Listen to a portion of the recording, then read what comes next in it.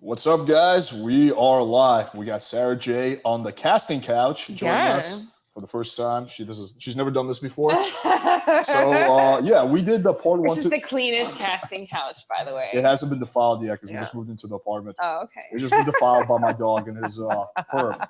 So if you guys haven't seen it, Sara Jay was on 6 months ago. We did a webcam interview, but then now we got studio. We got her in person. So thank you for coming in. That whole COVID thing is eased fucking, up its fucking death COVID grip. thing. It's eased up its death grip on society, right? Yeah, now people can actually talk face to face. Yeah. It's exciting. It is. So for like the one person who is Mormon or not familiar with internet porn, can you just give a quick introduction?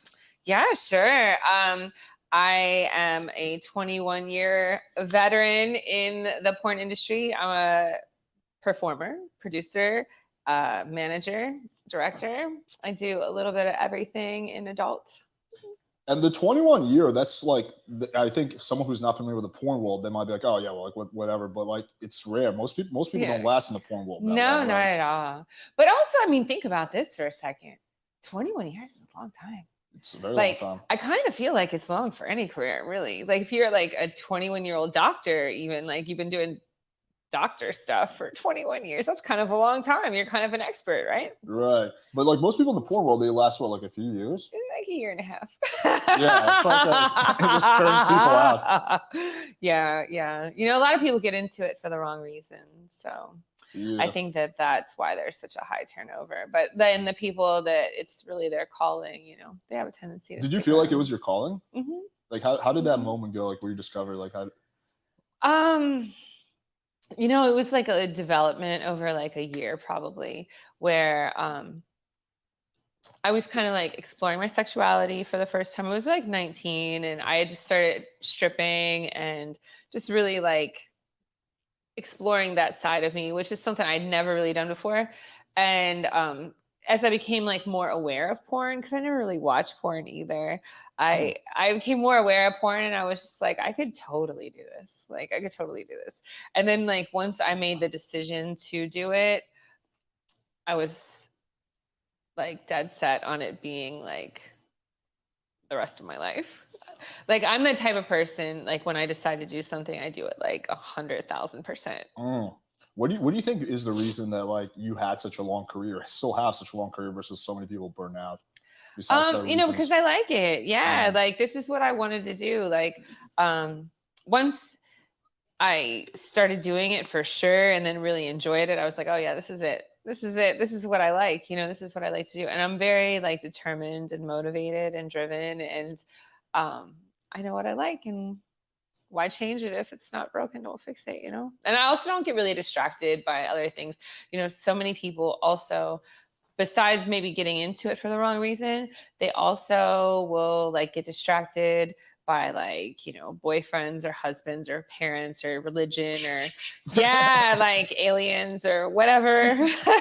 And like I've stayed focused.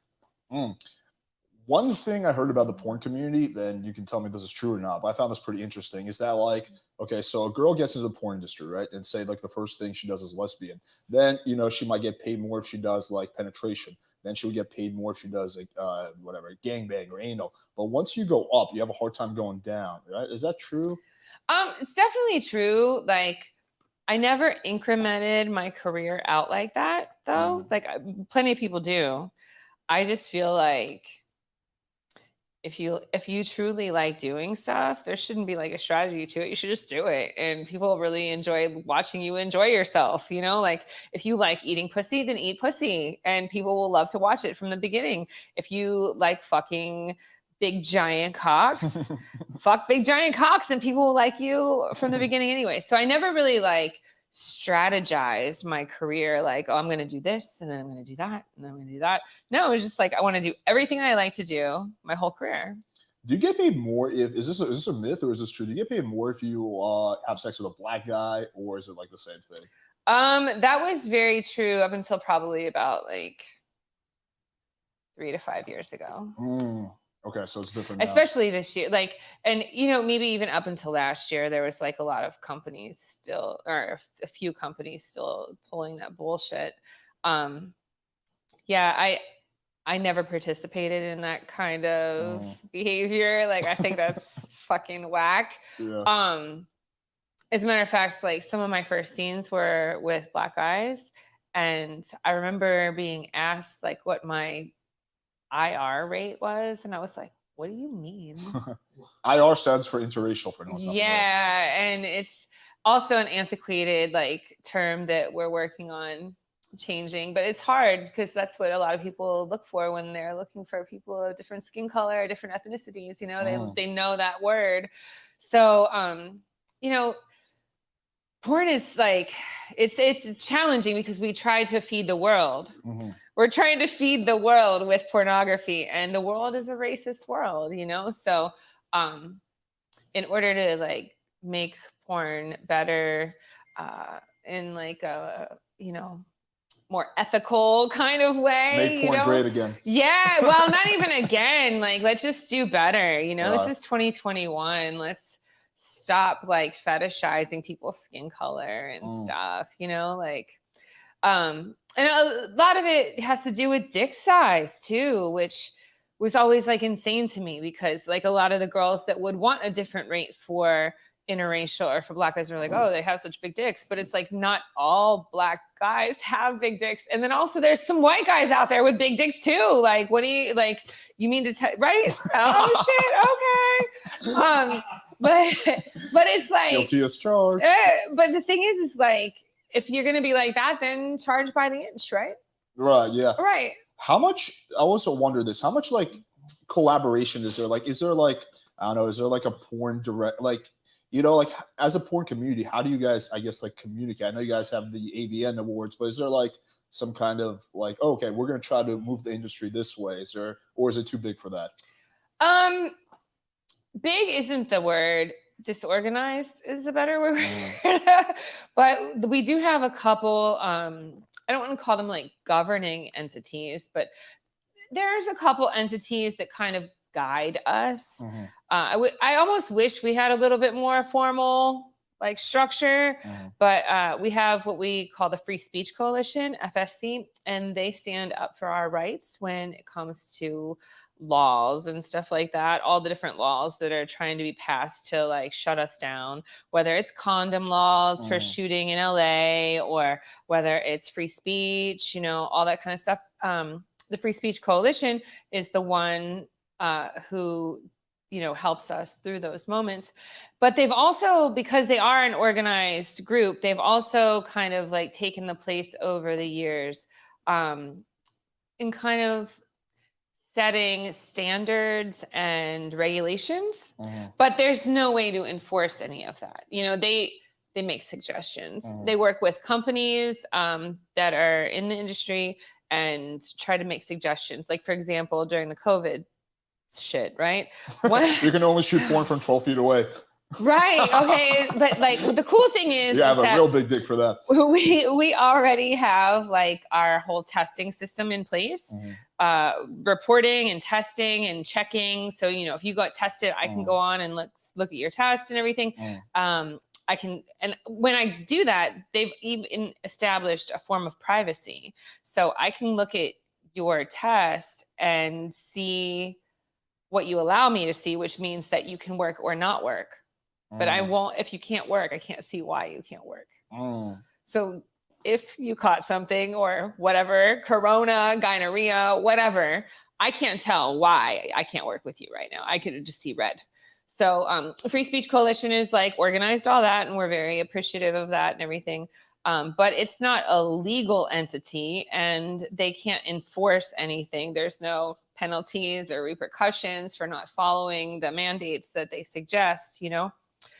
For example, if somebody catches HIV, then we do and that like never happens practically. It hasn't happened like a decade, right?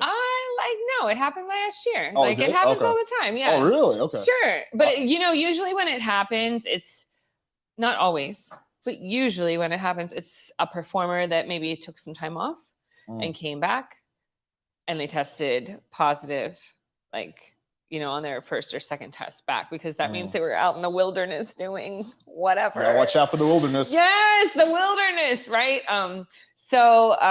Yeah, the Free Speech Coalition will say, you know, we're requesting a industry moratorium. That's what they call it, which is like a shutdown. Like, do not shoot until we get everybody retested.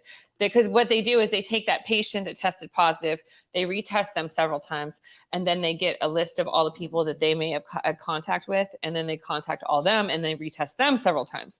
So until all that extra testing is done, then they're like, please do not shoot right now. Yeah, I think a big misconception about the porn community is that, like, you know, some people are like, oh, you know, it's just like, what STDs? But like, from what I've seen, like, I've hooked up with some porno girls, and like, they're very strict about it. Like, you guys have to get tested every 2 weeks. Right, every 2 weeks, right? And then like you know, like the chick, I remember the chick I hooked up with, she's like, oh, get my results here. Blah, blah, blah. Like, where's your results? I'm like, I don't know, I got tested like 2 months ago. She's like, not good enough. So you have to and not only that, but like also, you know, we're educated. You know, we get educated on these things. So, for example, the test that you got may have been free. It may have been at a clinic. You know, and that's called an ELISA test. The ELISA test tests for proteins that the HIV virus leaves behind, but it doesn't actually test for the HIV virus. It's got an error of 3 months. Oh, shit. Right.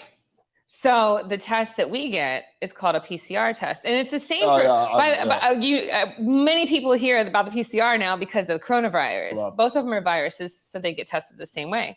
If you go get that free rapid antigen test, same thing as the ELISA HIV test. It tests for proteins that the coronavirus has left behind. But if you get the PCR test with coronavirus or with HIV, it actually scans your DNA for the virus itself. So it's like a much more accurate test. It's got a window of like, I think 10 days to 2 weeks of error, which is a whole lot less than 3 months. Like, I can't even imagine making those phone calls, you know, like, yeah, it's gotta be awkward. 3 months worth of phone calls is a whole lot more than 2 weeks worth of phone calls. You know? Yeah, I mean, it depends on the person. For like some dudes, that's like no phone calls at all. For some guys, that's like, I mean, within our industry, my Verizon plan. Right. No, I'm like within our industry though. Like you figure, especially like guys often shoot every day. Every day of the week, like just. I know a lot of guys that shoot like 5 days a week. Yeah, at least. Yeah. And how long is a shoot? That's like at least a half a day, right? Depends on what company you're working for. Somewhere between like 2 and 6 hours. Okay. One thing I was curious, because we didn't really talk about this last time, is like the business side of the porn industry. So you have a production company, right? How does one go about starting a production company? First thing you got to do is like get cameramen that know what they're doing, kind of like set a structure for your production company as far as like what type of porn you're going to create and what makes your company unique and different than other people's company. I wanted to shoot mostly interracial, you know, for lack of a better term. But no, honestly, like for me, I feel that people of color are often fetishized. And it's like, she fucks big black dick and big black cock and like and black pussy and and that's very annoying to me. I wanted to make it kind of normalized, you know, like why should it be like a big fucking deal that I'm fucking a black guy? Like, so most of my productions have people of all different ethnicities, and it has nothing to do with the storyline.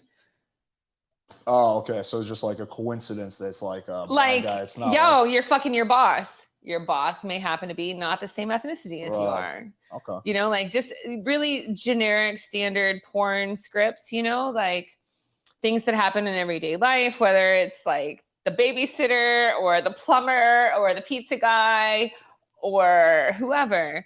But I like to put people in there that, you know, are different looking, like that are not the same, because that's what real life is. And that's also, I'm a firm believer in being the change that you want to see in the world. No, I know. It's like, heartwarming, right?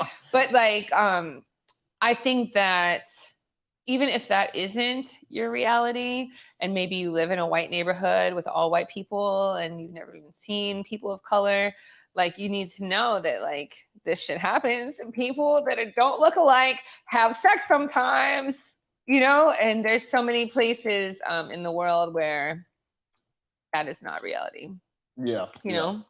Yeah. So I try to like just normalize having sex outside your ethnicity because I just don't feel like that's something that should be fetishized, you know?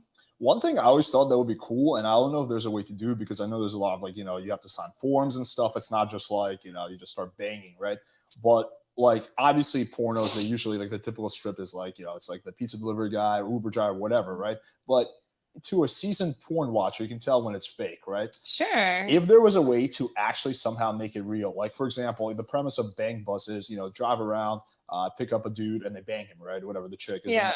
But obviously that guy is an actor. But is there a way to actually make it real where it is a random dude that gets picked up? Like, no, like short answer, no.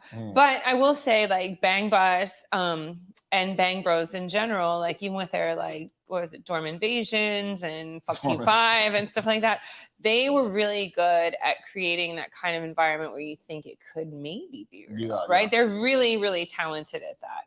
And especially with Tally not being able to get hard. Right. Well, like the thing is that a lot of times the talent that they put in there are new guys. They are guys that maybe have only been on camera a couple times or maybe never at all, but they are pre-screened, like they have to be tested. We have to know their age, they have to have gone through the legal department with their IDs and everything. So, the yes part of that is like, you can get newbies, and that makes it look like so much more real because guys that don't know what they're doing and their dicks don't get hard and they're like, I didn't know she was gonna sit on my face like that. And so if you create that like that fantasy with like actual amateurs, it makes it seem a lot more real. Have you ever thought about doing like some kind of like a fan lottery or something where like a lucky fan gets picked every month and like you get a video out of it and then like that encourages your fans to just like really. It's totally against the law. Is it? Yeah. Really? Yeah. What law is that? It's don't bang your fan law, right? No, it's interesting because it falls into a human trafficking law. Jesus. Yeah, called the Sesta-Fosta Act. Back in the day, and when I say in the day, I mean up until like maybe 2015. You used to be able to do kind of things like that, and there was a lot of like Fuck a Fan productions, and like I did a bunch of Fuck a Fans, and I did for Immoral Live, and I did like Hand Job Winner, Blow Job Winner. I did Team BJ, which was one of the Wideside productions with the VNA, and so those are all like productions that use like real fans. And they would get tested and everything still too, but they're like just real fans, I'd be like super excited, like your favorite porn star. Super excited. Off to for 10 yeah, years. Absolutely. I'll be like, it sounds funny and it's entertaining to watch, but like you don't get a lot of good content out of it. Like, do they mostly just not get hard, or a lot of not getting hard? Yeah, like a lot of not getting hard. A lot of that. I can see that. Yeah, definitely. But now like there's this law called the Sesta-Fosta. And within that law, like I'm not a lawyer, so I don't know like all the little details, but I'll tell you this, my lawyer was like, don't do that anymore. So the Sesta-Fosta, it's a human trafficking law. And basically the way that it's written get you in a lot of trouble for fucking fans on camera. Damn, Biden, if you're watching this, because I know you watch my podcast, we got to do something about this. Because the Sesta-Fosta. I think the that. Sesta-Fosta needs to be completely like pulled and like just throw it out. Yeah, the Sesta-Fosta is a problem. That's crazy. It like the Sesta-Fosta was like made to protect people from human trafficking issues and stuff. But what it ended up doing, it was really sad. Like not only the fan stuff that we were just talking about, which is like an offshoot because the law is written very vaguely, but also a lot of girls who are prostitutes or who escort with Sesta-Fosta, it got rid of all of their abilities to advertise online. So they had to go back to their pimps or street walk. Yikes. Yeah. And it actually like, I think it did the exact opposite of what it was supposed to do. As often happens with laws. Yeah. Yeah. Damn, that's too bad. Yeah. So I was kind of curious more about like the business aspect of it. Like, this is kind of a very personal question. But like, how do you primarily make your money? I'm assuming like, because I know you're a hustler. You got like a CBD company, right? Mhm. Like, you got like a million businesses, so Yeah. you're like very business savvy. How do you? What's like your like? Just give us like an overview of how like My wow, I've got like a lot of income streams. So that's the most important thing, is to have a lot of income streams, because they don't all last forever, Right. and one might die off and like another one pick up. And so if I was to guess, I probably have 50, 100 different income streams, Holy like, shit. yeah, different, like, That's just a checks that lot. come in the mail. So the content I produce is like the main thing that I make money off of, whether it's content with me in it or content with other people. I produce that content, and then the cool thing about that's your product. Like, I like to think about things outside of my industry to help give people like a better idea. So my product is the content that I create. And then I can take that product and I can kind of like chop and screw it a whole bunch of ways. I can edit it in different ways. I can edit it in clips, and I can edit it in longer versions, and I can put little free pieces out there in the world and use it to funnel, and stuff like that. And then we put it on all different kinds of channels, like everything from like some of the tube sites, like, Pornhub and Xvideos and OnlyFans and, ManyVids, and like I put it everywhere. And then I also have a DVD distribution deal. I get broadcasting deals. So once you have that content, you can sell it a million times. And there's always new ways to sell it. They're like, I do a lot of the adult conventions, especially the business to business conventions. And at those conventions, people come with their new platforms and their new products and their new channels, and they offer ways to sell your content and monetize your content even more than it already is. So there's that. But then there's also like personal services that I do, things like phone sex and text messaging. And text messaging? What is that? Yeah, like sexting, Like, you will help people with their sexting, or no, is it like, oh, hey, like people sex? what are you wearing tonight? Oh shit. Yeah, sure, right? So the content that I produce, the private or the personal services, like sex messaging, phone sex, like I do like Skyping or video chats and stuff like that as well. Those are all like super popular, especially like right now. And I do camming.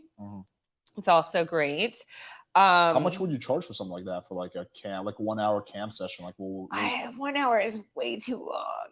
Or like like I do like a half hour. or like a half hour or something. Yeah, like my assistant books all that stuff, but I think it's around like 2,000. No, 200. Like, it's just like a wow, cam that's session. cheaper than I Yeah. thought. Yeah, like, if we do 30-minute cam session, it's like You're 200 like a name and brand. something. I feel like you could get more. No, it's cool. Like, it's cool. Like, yeah, I only have so many slots, so it's not like, part of the thing is, yes, money, but then also like I'm only available like one day a month for camming. So, you got to just get in where you fit in. Yeah. If you're lucky to get an appointment, you can pay for it. So, yeah, so I do the camming, and I do Skyping, and I do a lot of personal services, and I do all the production stuff. And then I do appearances like nightclubs and strip clubs and club hosting and stuff like that. That's cool. Let's see what else. I've got products, lots and lots and lots of merchandise, everything from DVDs to T-shirts. Do you have the the vagina thing? Yeah, I've had a couple of those. I've heard you can make a lot of money on that. Yeah, it's cool. I just sold out of my last one. The company closed, so I just sold my last toy currently, but I'm working on getting a new toy. Yeah. Oh, the fire went out. What's going on? Yeah, we ran out of rubbing alcohol. That will happen. Oh, okay. Yeah. I got cold suddenly. Yeah. So this is a very personal question. I was just curious. Are you a millionaire? Like, I figure you are. Am I a millionaire? Yeah, because I feel like. How would you define a millionaire? Like a person who has made $1 million in their life, or not a person who has $1 million, or a person like someone who would have actually $1 million. worth $1 million. Nah, I'm not a millionaire. Really? Mm-mm. No, I'm not a millionaire. I like to live life. I like to spend money. I'm not gonna lie. Mm. Yeah, I really believe in balance and that like life is meant to be enjoyed. Right. Yeah. One other thing I was kind of curious about with with all the free porn, right? Like, how do Mhm. you sell content? Like, how does that work? Because on the flip side, it's like, like how what is the process of selling content with all like the free porn that's out there? So, say for example, you see a free scene of me fucking some dude, and you're like, "Oh, she's hot. I never seen her before. She's hot." But I don't really like that guy. Like, not. I mean, I like, don't know about that left not. testicle. Yeah, It's a little, it's a no, but little, it's a little too big like for that my guy ain't taste. fucking her right. Mm. Like I'm sure you've I seen. could do a better job. Right? No, I'm sure you've seen like scenes where you're like, the girl's not getting fucked right. Yeah. So now you're gonna go look to see if she ever gets fucked right, right? Mm-hmm. And so we use the free content to funnel towards paid content. And a lot of the free content we get paid very small, very, very small amounts for like view share. So that's cool. At least that happens. There was a few years there where we weren't getting paid at all on view share. So I appreciate that. But yeah, the free content actually funnels towards paid content, which is cool. I feel like what Sterling Cooper, right? He Mhm. introduced this. His business model is actually like, I think, like, really good, because basically he has a course, and I this is literally the only person I do affiliate stuff with, and I've just watched all the sales come in. Like, I've made probably over $10,000 just on his affiliate thing, and I've done Nice. no work on it. All we do is we just have that podcast. So I was like, wow, he must be making, like, if he has like 10 other people like me, Yeah. he's like making bank on that. Like, Sure. have you ever thought about doing something like a sex tutorial? Yeah. Currently, like I manage talent, and that's working for me right at the moment. I do like to help people and to share knowledge. So it's crossed my mind to have like maybe webinars. Like I would like to do something of that nature where people could sign up and learn some things. Do you think it's legit? Like, can you actually grow your penis by 2-3 inches? Like, what is your thought on that? Right. Like I will tell you, I do not know like I don't have a dick, obviously. And so like I don't even have a dick that I can try things on. But I will tell you this, that is definitely a fact. If you get yourself in good health and you eat right and you work out, your dick will grow. And the reason why you're like, that doesn't make any sense, a couple of reasons. Number one, your cardiovascular in shape. That means that all of your veins and your blood vessels nice and open. They're not clogged up. There's nothing backing it up. There's nothing pinching them off. So your dick is going to be like, which means it's going to be thicker, right? And then also, in addition to that, if you're like a decent weight and you like stay healthy and keep this whole area nice and trim, your dick will be bigger than it would be if you were overweight. Every guy that I've seen that's overweight, if he loses 30 pounds, he gains an inch of dick. Right, because there's like less belly covering the. No, yeah, and it's even more than just belly. It's like for a woman, I don't know what you call that area for a guy, but for women we call it the fupa. Like the fat upper pussy area, right? Like so like if this is your dick, like that whole area surrounding your dick gets fat as you get fat as well. And so like if you lose weight, it goes down and more dick comes out. Do a lot of guys in the porn industry do the dick whatever? Like I heard, like they have the like dick the whatever. ball. Is no, like not that one. But a lot of guys do pump it caverjacking or trimex. We have to expand on that. Yeah, I don't think okay. anyone's familiar. So caverjacking and trimex are vasodilators, which it's an injectable that guys inject into the base of their dick, and it opens up your blood vessels immediately, which allows for blood flow, which means your dick will get hard. Is it like a temporary thing, or it's like a permanent? Like no, it's temporary. It like I'm gonna guess it lasts like 20 minutes to an hour at the most, you know, like because guys will need to like redo it.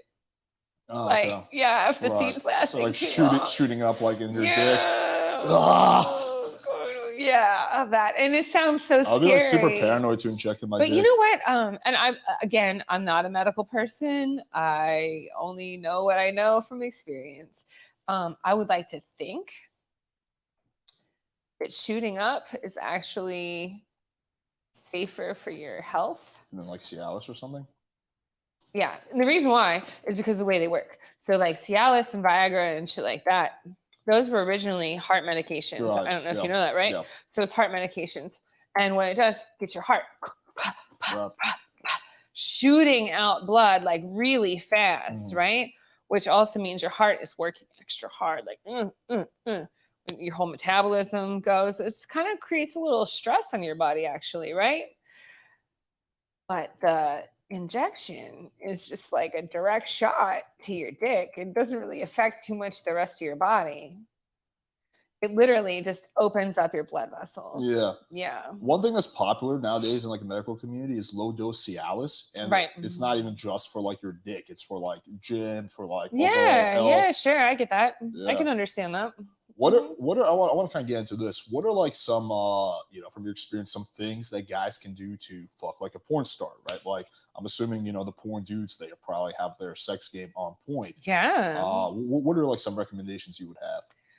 Cardio, okay. Like, yeah, get your fucking cardio up. So you're like not sweating all over the girl? Well, not only that, but like that will increase your stamina, you know? Like if you're huffing and puffing and I haven't come yet and you haven't come yet, that means that you're going to eventually like tire the fuck out and have to lay down and while I suck the nut out of your dick.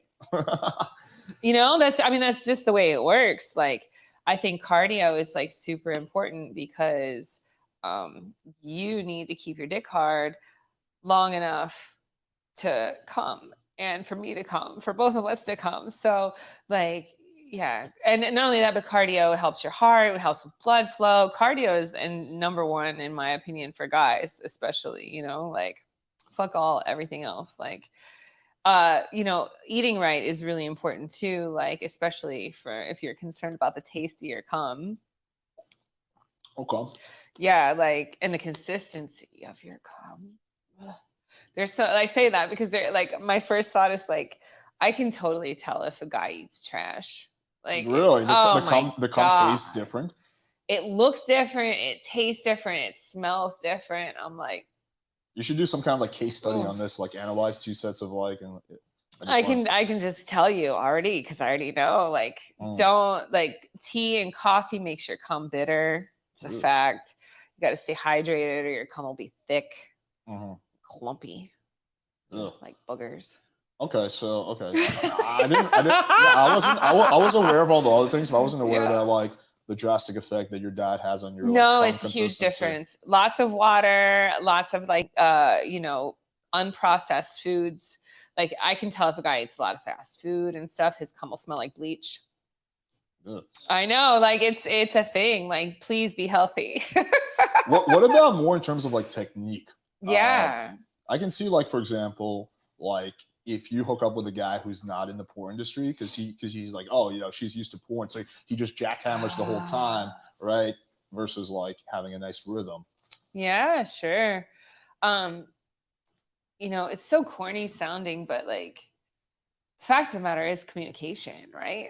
Like, so if you're having sex with somebody and you're paying attention to what they like and what they don't like, that's definitely, and this goes even beyond like porn, because like porn isn't even like this all the time. Because like when you're shooting porn, as much as I would like to care that my partner is enjoying themselves, I'm more concerned that the director is getting the shot that he needs. That's interesting. Yeah, so I mean, that's the real difference between porn and like real sex, is like the priority with porn is that it looks good, and the priority with real sex is that it feels good, right? So how often are you in the moment during like a porn, or is it that really rare? You're just kind of, Like I float in and out. Like it's like a checklist for me, kind of like I'm like I'll be doing it and I'll make sure my hair's out the way and that everybody can see what I'm doing. And I'm like, okay. And then I'm like, once I've got that checked off, like everybody can see it, my hair's out the way, my hand's out the way, everybody looks good, da, da, da. Then I'm like, okay, let's give it a couple minutes of enjoying ourselves, you know, like now that we've got everything in place yeah. So it's like I kind of like float in and out of it like through my whole scene. Like it's like, but the priority is like that we're getting what we need. Like I open up to the light and the director's happy and everything's working. Now I can focus on what's going on here. Is it often that you actually have a real orgasm during a porn shoot, or is that like mostly artificial? Yeah, no, it's like that's like my goal. Like I try to have several, like, but it's not as easy as it would be off camera because the priority is to make it look good. So it's like I get it. It's just like when you talk to a model and the model's like, okay, so when I'm posing for a picture, I have to make sure that my eyes are open right. I have to make sure that I'm standing upright. And I have to make sure that this is so it's like, I kind of go through this like checklist in my head. Like, and it's always like, my hair's out the way. My hand is out the way. My titty can be seen. My ass looks nice. I think your titties can always be seen. Like, you know, unless I'm using my right hand to jerk the cock and then you can't see my titty, right? Yeah, so then I got to use my left hand. So I use my left hand. I flip my hair out the way. Yeah. Right. Yeah. So like once I go through that like whole checklist, then you switch over to like, okay, how can I make this feel better so that we can both enjoy it? Yeah. What if you like, let me ask you this question. If you had like a, I don't know, like younger, I don't know if are you an only child? You have siblings? I'm an only child. Oh yeah, me too. Yeah, right on. Only child. But if you had like a little cousin or something like that, and he was like, hey, Sarah, you know, I'm thinking about like a male, like I'm thinking about getting into the porn industry. Would you recommend it for guys? Or is it? No? Not at all. Is it just because like is the pay is low, or will be like it's really hard. Yeah. Yeah, like it's hard on your mental, it's hard on your physical. Yeah. You know, like yeah, I definitely wouldn't recommend it. Not at all. And like every like, you know, all kind of guys want to do it, but it's super hard. Imagine you know, whatever little self-esteem problems you already have, like whether you're concerned about your teeth or you're concerned about your little belly or you're concerned about the size of your dick or like whatever little, like we all have our little self-esteem problems, right? Yeah. So now these are all amplified because they're on camera. Right. And then also you get to work and the girl that's there is totally not into you at all. She could give a fuck about you. Yeah. You walked in and she was just like, hey. No, she was like, hey. And she went back to her phone, you know, and you're like, and you're not attracted to her actually either. Like you like tall blondes and she's a chunky brunette.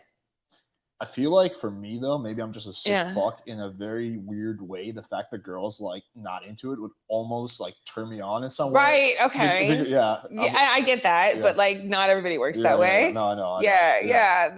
So like, okay, so now you've got like, you know, you got your own little issues and then you show up on set and you're not getting any positive feedback from this lady. Right. And so now you're like, okay, I'm going to try to do this. And now you got to get your dick hard.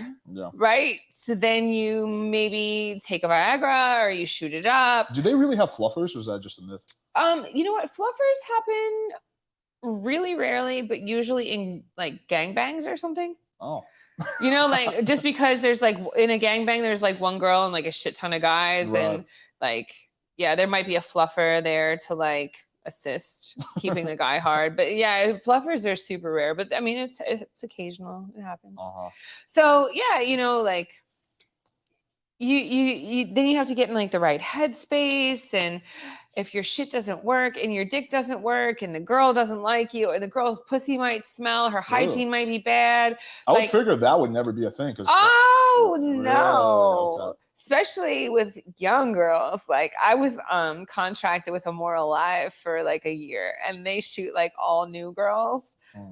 Yo, they had me on kind of like just to help regulate that situation. I honestly can't even remember like when I've experienced a smelly pussy, and like I feel like girls lately have been I guess maybe it's different in the porn world. Thank 'cause they're fucking nerds. God for the internet, though. No, I think honestly, I think education, like the internet, and there's so much like, you know, knowledge out there. Like if a girl's pussy smells, she can just Google it. What do I do when my Yeah, pussy that would be smells? such a that would be the biggest turnoff for me. Yeah. That I could not get past. Yeah, Right. The pussy smell. It totally that would happens, be really man. hard. It totally happens. Imagine showing up on set. The girl's totally not your type. She could give a fuck about you. And then you start fucking her, and her pussy smells, Ugh. and you still need this paycheck, though. Right. Yeah, it's not an easy job. And then like you do some stuff like Viagra or like, you know, caberjacking or something like that, and then it's like hard on your body. Mm. And then you leave there and you go to the gym, and it's just like you're constantly like concerned about your physical appearance, but also your physical performance too. So it's like it's hard for guys. Like I don't know. No, I get that. There's like a special kind of guy that gets into porn, you like know? Sterling, yeah, I feel like he's Yeah, like no, born Sterling's for it. great. Sterling's great, yeah, for sure. He's just born for the porn world. Another question. Speaking of gangbangs, is there like I always wonder, how does it work? Like, okay, there's like 5 dudes, 1 girl. Like, who gets to fuck her in the pussy? Like, how was there like a pecking order? Is it prearranged or is it just spontaneous? First man in. It's usually spontaneous, kind of like, but all like. It's funny you said 5 because that's the most amount of guys that I will do. I don't want more than 5 guys. Okay. Yeah, no, 5 is the most. But like, yeah, I think whoever is hard first. I got the boner. Yeah. I get the pussy. Basically, yeah. And the guy who's like next up will probably be in my mouth. Huh. Yeah. And then or maybe like the guy who's next up is already like locked and loaded and he's got like a rock hard dick and he's in my hand, and so I'm like jerking him and like sucking off the guy who's like almost hard. Because you also you can't like bust early because it's all like they all finish at the same time then. Oh, So like you're getting close. Magic of editing. Oh really? Okay. Fuck yeah. Okay. Like so as happen. if guys at a gangbang all pop at the same time. Okay, Come on now. Okay. Yeah, my little fantasy has been ruined. I hate to tell you this, but it's a fucking miracle if that happens. Like I just thought it was a bunch of extremely disciplined monk-like porn stars. If that's happening, I totally expect to see a unicorn jumping over the moon. I thought that's how a porno set ends, usually with the unicorn jumping over. I was kind of under the impression. Yeah. No, I had in my personal life one time, I had a threesome with 2 guys and they both came at the same time. And I wrote that in like the history book. I was like, oh my God, tonight. No, that never happens where 2 guys come at the same time. That never happens. Yeah, I figured it was kind of like miraculous. That's interesting. Yeah. Let's take some questions. I know there's a bunch. Indian P, can you check on the camera? After you read the first question, check on the camera battery as well, just to be on the safe side. Then we'll jump into some questions. Cool. All right, perfect. Let's jump into it. We're gonna get some good ones. Okay. Is there time for a potty break? Yeah, of course. Go for it. Right? Okay, cool. Yeah. That's awesome. I'm not gonna make you piss yourself for the podcast. Just hold it. Just hold it. Nah, go for it. Thank you. Oh, look at this exciting wallpaper. Right. Was this already here when you moved in? Yeah. This place came fully furnished. Yeah, like I dig it. All right, so Indian P, jump on the first question. Maybe there's something that's not related to Sarah that I can answer real quick.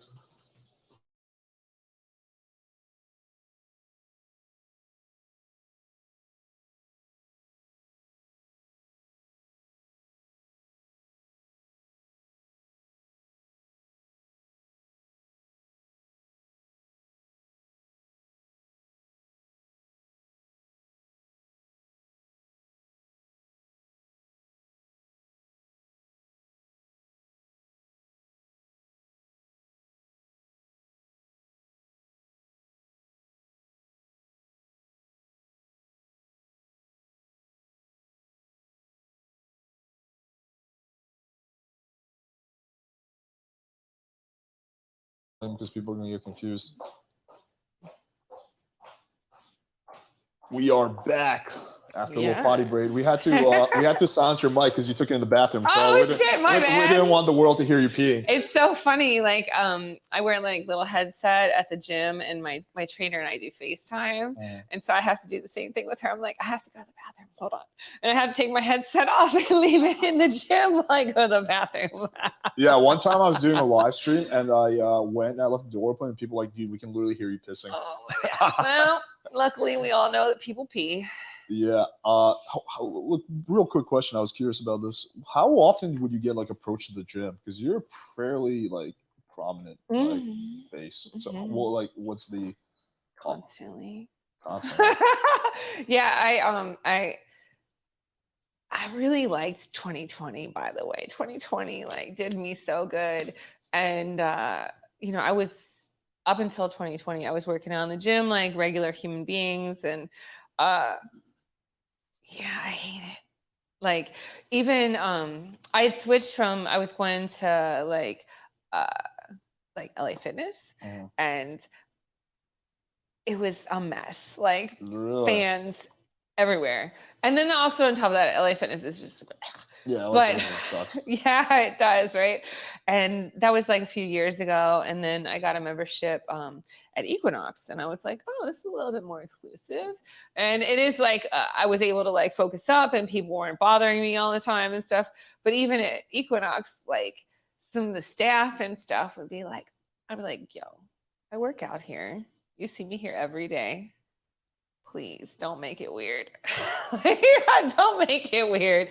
So now I'm totally spoiled. I have a trainer, and we work out in my apartment. Or hey, what the hell is this? Yeah, it's a TV. Oh, yeah. Oh, yeah. Can you change that real quick? Yeah. Or just turn it off. It's fine.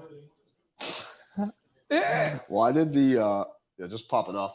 There we go. Yeah, so like now I have a trainer, and we do FaceTime at my apartment or at my gym in my building, which I'm like totally spoiled. What's I think I asked you this question last time, but I'm curious. What's like the typical approach to that? Like, what do guys typically say when they come up to you? Because I'm just trying to think what I would say. Like, if I was trying to pick you up, I think I probably wouldn't mention the porn thing. Like, I feel like I would probably just treat you like any regular girl. That would be so great. Like, I love that. Like, that's my favorite. Yeah, just treat me like a human, like a regular girl. Like, if you want to mention something, just like, be discreet about it. I know, we all know. You don't have to tell me how many times you jerked it off to me this morning. Like, I get a lot of that, to be honest with you. That one. Just guys telling how much they jerk off. Like, oh my God, you're Sara Jay. I just jerked off to you this morning. And I'm like, cool. I've been following your diet tips, so my load was real nice. Yeah, right. Yeah. Yeah. There's a lot of that. Or like, oh man, wow, it's so great to finally meet you. You helped me through so many hard times in high school. And I'm like, cool, I appreciate it. And I appreciate it. But like, if you're trying to like connect with me, that's not the way to connect with me. That's the way to like let me know as a fan that you appreciate my work, and I appreciate you. Thank you. Right, because you put them like, I feel like like anyone who's like an adult industry or strippers, whatever, you put like either in the customer frame, right, or client frame, whatever, and then like normal frame, right? Hey, baby. No, it's fine. Rigor's been watching all your videos too. Totally cool. I'm totally cool with it. He's your biggest fan. Oh, yes, you're so pretty. Yeah, kind of like in my mind, I put people in, I don't use that term, but yeah, I kind of separate people. Like when I meet people, it's like, you're a fan who obviously sees me as a different entity than yourself, or you're someone that I could get along with and we could have conversation and be friendly, so yeah. There's the guys that are like, oh my God, I just jerked off to you this morning. I love that scene you did with such and such. And I totally appreciate that. But like, that is not the way to carry on a longer conversation. That conversation is going to be short. Yeah. It's kind of hard to go from there. Like, yeah, I just jerked off to you the other day. I was pondering the meaning of life as I was busting my nut. Or like, even like, hey, do you want to go out tomorrow? Like, I'm going to be like, no, I'm good. Like, But some guys have pretty good, like good game. Like, it's gotta be someone, right? It's super rare. And I'll be honest, like, a lot of people just tell me straight off the bat that they're intimidated by me. And I get it. Like, I get it. I can be intimidating. So, I don't find you intimidating. I appreciate that. Thank you. I appreciate you appreciating it. A lot of times I end up being the aggressor because for only one reason, and that's because I think that it eases some of the weirdness sometimes. Like, guys don't know how to speak to me or like what they should say. So if I'm interested in a guy, I usually I'm aggressive. Like, let you know. Like, I'm like, hey, how you doing? Open the door for you. Feel free to walk in. That's the way I think of it in my mind. But yeah, there's these will be guys like you see in real life, or guys that you know through friends, or which figurative door are you opening? Yeah, like both. Like, if sometimes you're just attracted to somebody and you're like, might have like a nice conversation or a good rapport with them or whatever. Yeah, and you're just like, they treated me like a human being and didn't tell me how many times they jerked off to me today. Like, I just want somebody Save to be that like, for the second date. Right, totally. I mean, just like after we fuck or something. Jeez. Oh, I've been dying to tell you. Yes. I've jerked off to you so many times. I believe you. And you know what? I would probably laugh at that point, like after we fuck, but like before, like, no, keep that. Like, I know what you do to my work. I make the work, like, you don't have to tell me, like, duh. Rhaegar, I know you were planning on telling her how many times you've jerked off to her work. You gotta play cool, buddy. You gotta play cool, man. You gotta play cool. Like, no, not only that, but like, I know that you know what I do. You know what I do. So like, let's talk about something else. But sometimes there's gotta be guys who don't know what you do, right? They just think you're pretty and they want to talk. Rare. Really? It's so rare. And then just the moment that I think that a guy doesn't know what I do, then like, we make out or like we go to dinner and like hours later, he's like, I knew all along. I'm like, damn. Yeah. No, I'm always intrigued by somebody who doesn't know what I do. I'm like, are you religious? Where have you been? Where have you been the past 21 years? What, you don't watch porn? Why don't you watch porn? Like, no, now I'm curious about them. Mm-hmm. Like, if I run into somebody who doesn't know who I am and doesn't know what I do, that makes me like super curious about their personality. Like, oh, that's interesting. Tell me more. You must be into some kinky ass shit. Yeah, like, what do you like? You just go hiking instead of jerk off, or like what? I don't know. Like, talk to me. Like, just jerks off to nature. Oh, I love these leaves. Yeah, or maybe. Yeah, I don't know. Like, we've been married for 30 years. I don't fucking know. So I'm very, it's rare, but whenever I run into somebody that doesn't know who I am, I'm always like, why? Like, why don't you know me? So hypothetical, you see a handsome guy walking down the street, you think he's your type. How will you actually like go up to him, or you just make eye contact? Like, what's your way of opening that door? So I usually need a little bit more than just like somebody walking down the street. Like, but let's say, okay, this just happened recently and it actually ended up going nowhere, but I thought it was going maybe somewhere. I was nearby at a park and there was a guy playing with his dog, and he like physically looked handsome to me. I really liked his dog also. I was like, double whammy. No, and then like also like I like their interaction with each other. They were like, he was playing with his dog in like a nice, healthy way. And I was like, like sniffing his dog's ass or something. Or like no, like, it was just like it was like endearing. It was like, oh, look at him with his dog. It's so nice, he's handsome and his dog is so cute. And yeah, so I guess he saw me staring at him or like enjoying him and his dog playing, and he said something to me. Yeah, we had a nice little conversation, and then he like started to walk away, and I was like, why are you leaving? Take my number, please. Like, yeah. I'm pretty aggressive. Like when So, dude, if you're watching this, she's down. yeah, like duh. Like if I go as far as giving you my actual number, you should probably call it. Yeah. But yeah, it's like I think women have a tendency to look at a bunch of details and come up with like a reading, like fairly quickly. So like, I look at the guy and I see his clothes and I see his like, he obviously he works out and he's got, nice clothes on. So, and he lives in a nice neighborhood, and then he's got this nice dog and he's really sweet with the dog. And I'm like, oh, this is a nice like package, like, yeah, you know what I mean? So it's like, he has a small dick. Well, can't win them all. I hate that shit. That's if you get that far, like, you're like, oh, he was nice. We had a nice conversation. We had a nice dinner. And then you're like, yeah, what would you do in that situation? Like the guy's perfect in every way, but he has a tiny penis. The tiny part, you know what? It's not the size. It's how you fuck. Like the size is not the problem. I have had really great sex with guys with small dicks, to be honest with you. Some. But like the thing is you need to know what you're doing. You need to put like some effort forth. And a lot of times guys with small dicks, they don't have the confidence that is required to fuck well. Like you need to like.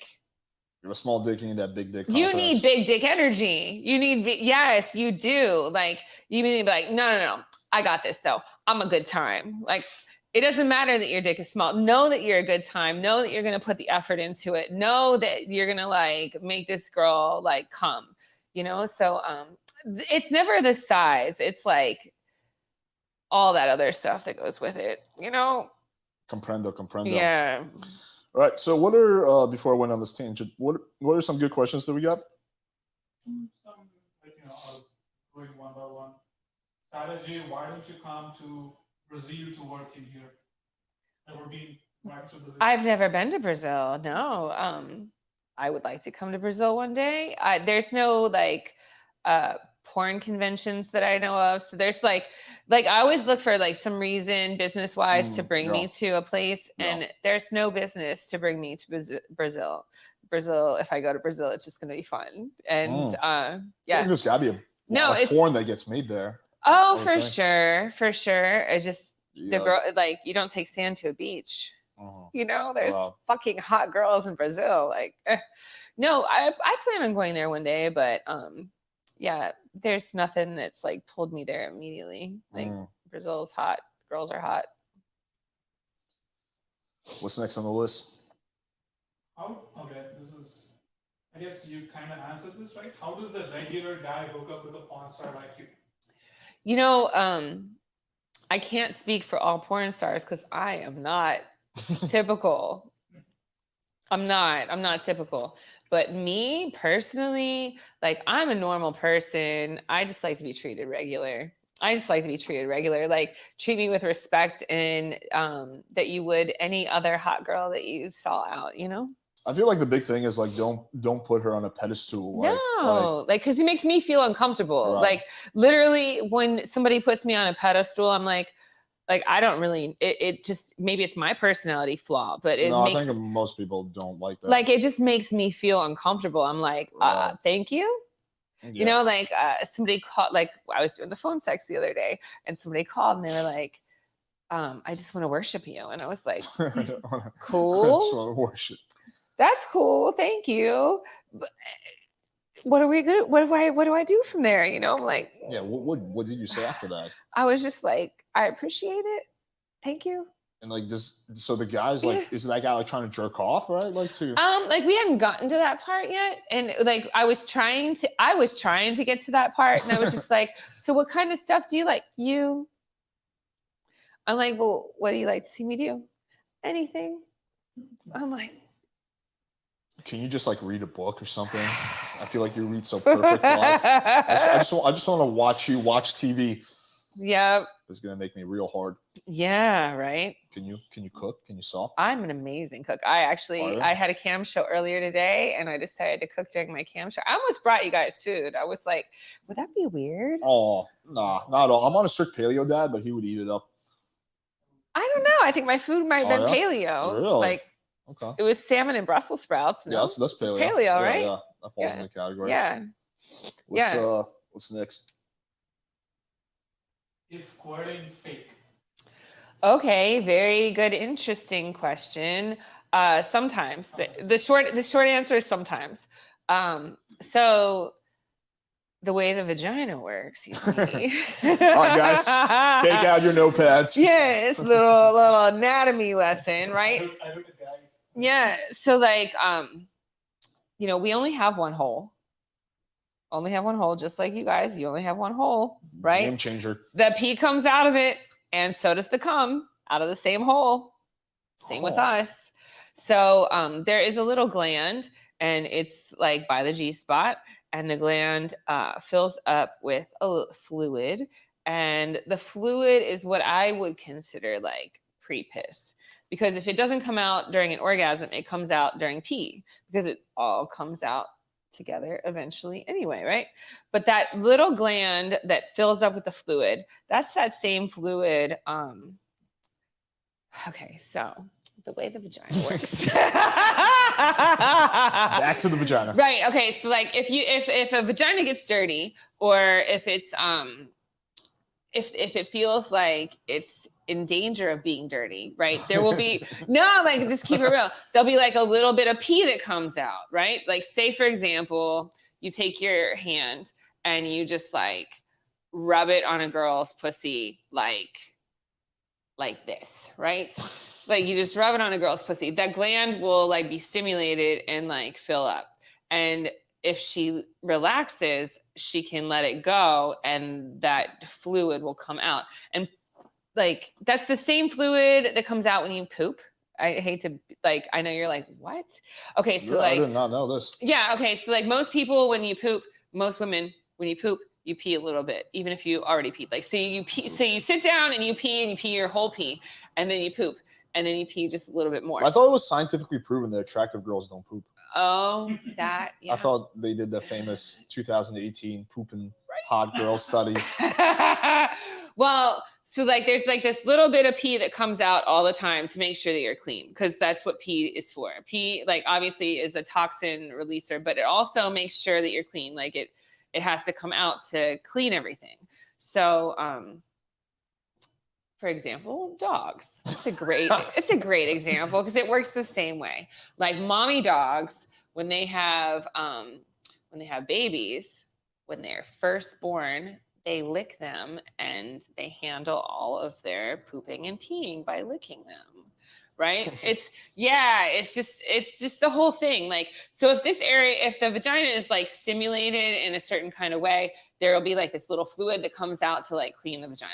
So if you stimulate the vagina during an orgasm in that same kind of way, and you orgasm while stimulating the vagina so that this little gland lets loose that little extra pre-pee, that's what squirting is.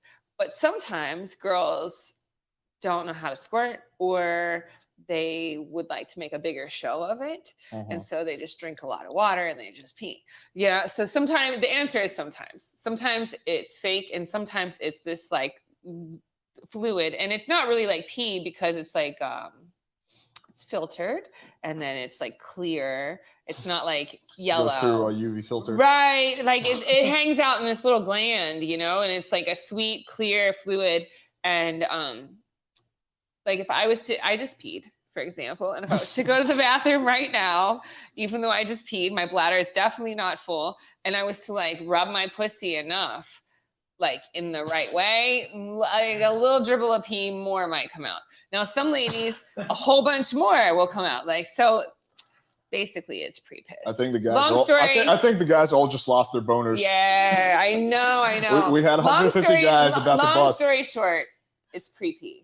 It's pre-pee. It hangs out in this little gland, and if you don't get it out with an orgasm, it just comes out with Do you think every girl has the ability to squirt? Yeah, Yes. totally.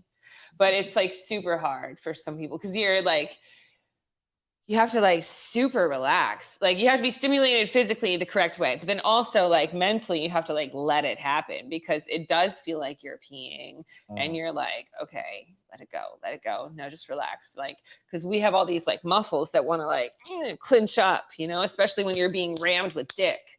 Like you're being rammed with dick and all your muscles. You know all about that. Yeah, all your muscles want to be like, but that's the one that has to be like, and then you have to like relax that muscle while you're getting rammed with dick. It's a very special skill. Huh. Yeah, to relax your muscles while you're getting rammed with dick. It's challenging. Intriguing. Yeah. Intriguing. I'll keep that in mind for the next time I'm being rammed with dick. What's the next one? Have you ever been with an Indian? What do you think about them? Like Hindustani? Like Indian, like me. Oh, of course. He actually wrote that question himself. Oh, did you? No. Of course. Yeah. And if so, Yeah. how much hair do you prefer? Is 7 inches perfect? You know, there is no perfect dick. The G spot's 2.5 inches inside the vagina.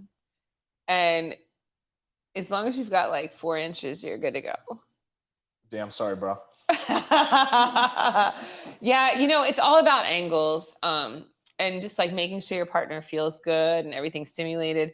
Like, you know, your G spot's on the opposite side of your clit, right? And some women are only stimulated by the G spot. Some women are only stimulated by the clit, and other women need both to happen, right? So you have to have that communication open to understand what your partner needs. Right. And as long as you have 4 inches of dick, you can hit that G spot pretty fucking hard. One thing I've observed is like I would say girls, when it comes to this, fall into 2 different categories. One is like you, where they're like, yeah, it's about how you use it. 2 is like, no, I want a big dick. Yeah, you know, I think like visually and like mentally, big dicks are very exciting. You know, you're like, oh, it's pretty. Look at that. Put a little Pretty. cat on it. Right. But then like for somebody like me, like I've learned over the years to try to come on every kind of dick, you know, like, yeah, no, I'm a professional. Like I can, whatever you hand me, I can usually make it work, you know? Damn. There's hope, guys. Yeah, no, for sure. There's a lot of hope. Take your 2 inches and slide in her DMs. Yeah, well, hopefully it's 4. I need it. 4 is the cutoff. I would prefer 4 inches. 4 is the cutoff. Because like we need you to be able to like pull back a little bit, you know, like pull back and then ram in, and like pull back and like ram in.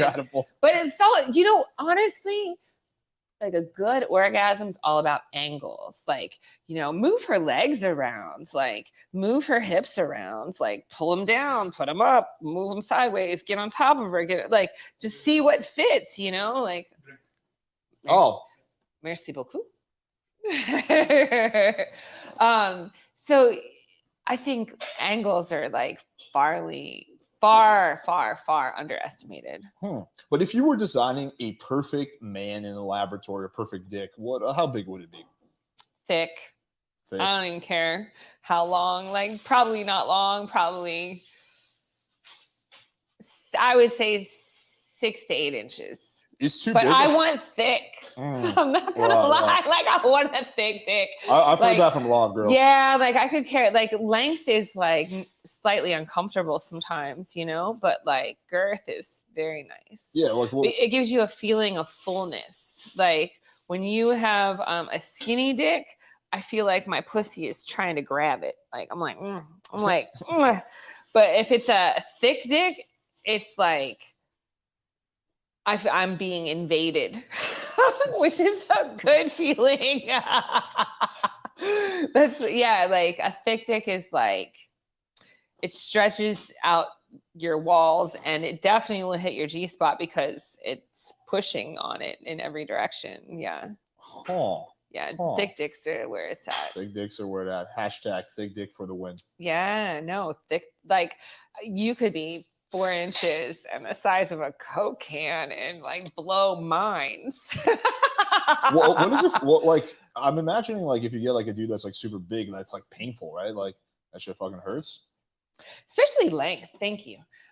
Length is like actually super painful. Like there's some guys in the industry that it's like super nice guys and I really would love to work with them. But like every time I do, I feel like I'm getting poked in the lung. Jeez Louise. All right, what's the next question? Are you attracted to Alex?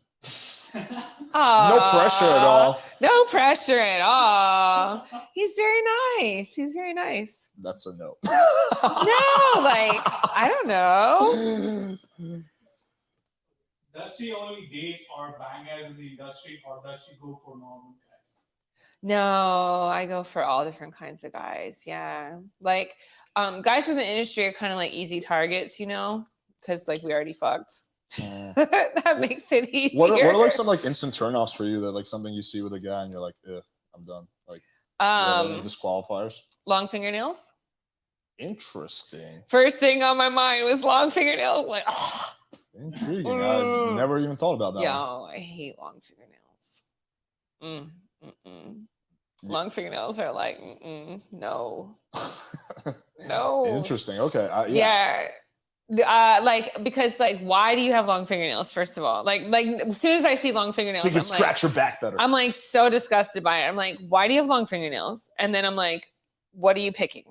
You're like either doing coke or you're picking your nose or you're scratching things.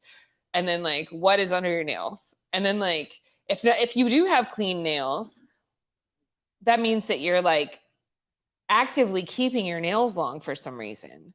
And like maintaining them long. Why? Oh. And then I'm like concerned that they're going to scratch me. I'm concerned. I don't want your hands anywhere near my vagina at that point because there's all kinds of bacteria under your fingernails. Like fingernails are like the number one thing. I'm like, nah. Ugh, yeah, my gross. girlfriend says that often. She's like, "Oh, babe, you look so sexy if you got a manicure." Yeah, like short and like tight and like nice and clean. Yeah, no, not long. So the super turn off. Nails, long nails. What about besides that? Besides the hygiene's just like number one. Yeah, hygiene's like an issue. Smells like shit. Yeah. What do you think about cologne? Yeah. I love cologne. Yeah. We recently did a podcast with this chick from France, and she's like a professional cologne evaluator, and she was giving me like the whole overview on different colognes. Oh yeah, yeah, it was pretty interesting. I'm a big I like perfume and cologne myself, and I like to smell unique. Like, so I want people to like smell me and remember like Can I smell you? No, yeah, sure. Okay, yeah. Do I smell nice? Yeah, you smell nice. Thanks. See? But I feel like my smell probably shouldn't smell like anybody else's smell. Like when you smell that smell again, you'll think of me. Yeah, smell is the biggest thing. They just gotta make technology so that you're watching porn, you can actually smell it. That's gonna be something. Smell is the biggest thing tied to memory, you know. So I think that you should smell amazing and unique. Huh. Like, stop wearing Chanel Blue, guys. It smells amazing. Wait, I think that's the one I use. I think that's literally my cologne. Did you smell it on me? Or? No, I didn't smell it on you. But like if I did smell it, I would have been like, that's Chanel Blue.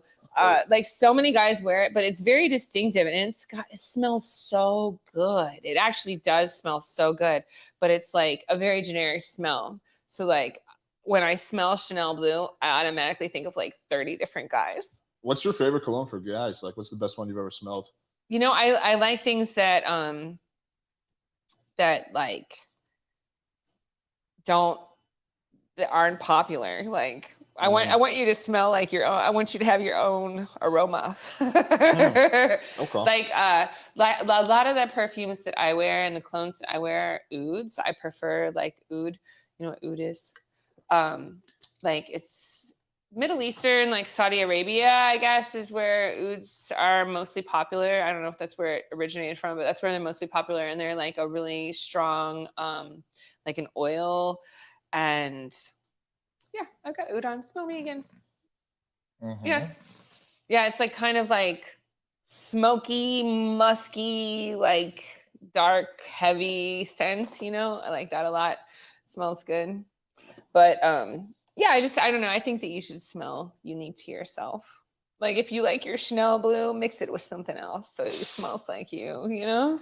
My Chanel Blue that I spend $150 on one bottle for. It smells so good though. It does. Yeah. It just like when I smell Chanel Blue, I think of literally like 30 people. Well, I think we can agree. No Axe body spray, right? Yeah. Don't do that. Yeah. Don't Don't do that. Can't be doing that. All right, what's the next question? How can a baby-faced guy be sexy? Aw. That answered the question. Aw. You're gonna be jerking off a lot. No, baby face guys are cute. They're like, just lean into it. I'm gonna say if you're baby face, lean into it. Like be extra clean shaven all the time, smell really clean, look really clean, have that nice clean cut haircut. Lean into it. If you got a baby face, go for it. I would add, put on some muscle because Oh if you have a baby face, the problem is the girl thinks you look like a little boy. So if you put on some muscle, you can No, counteract you that. nailed it. That was no, absolutely. That's what I do. Yeah, no, you nailed it. You nailed it. Like I do like when I come across a guy that's like baby faced, I kind of expect him to be like clean cut and like wholesome all the way through. But muscles would be great. Like think quarterback. When I see baby face, I want his body to be like a quarterback. Well, let me ask you this hypothetical. So you have two choices. One is like a guy who's just super thin, skinny and like just thin, right? Like a computer nerd, right? He's 6 feet tall, but he's just very thin. The other option is a guy who's like husky. He's not fat, but he's got some fat and muscle. Which one of those would you pick? Oh, definitely husky. Yeah, I figured that. 100,000%. I feel like most women would. Yeah. And 100%. especially if you're a thicker woman, most women that I'm friends with are like a little bit on the thicker side or, milfy type situation.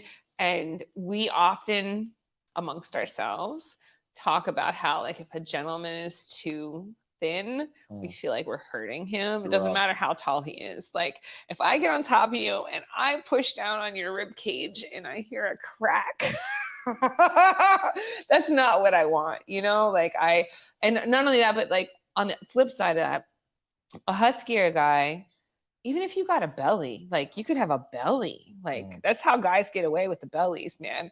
Like you could have like a belly and on top it acts as a saddle for me and it rubs my clit. No, it's like I love Daddy, I love that belly. No, like you joke. Yes.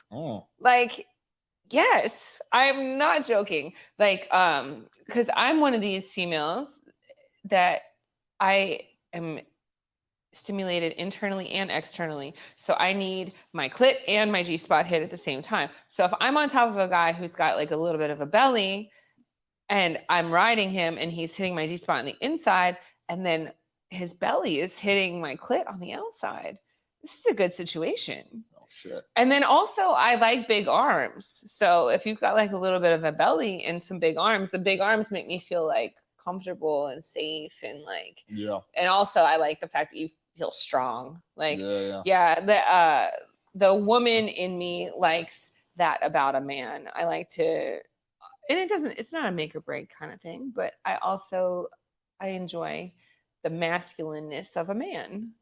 Be big and strong. You and like 99% of women. Yeah. That's the whole point of being a woman is that we heterosexual woman is that you crave a man that is masculine. Sure. What's the next one? Who was the shortest guy you smashed? Interesting question. I've smashed a couple little people. Like little people? Like official little peoples. Yeah. Oh shit. Was it for a scene or like you were actually? Really? In real life, yeah. Huh. Interesting, huh? Very interesting. You know what's crazy about that?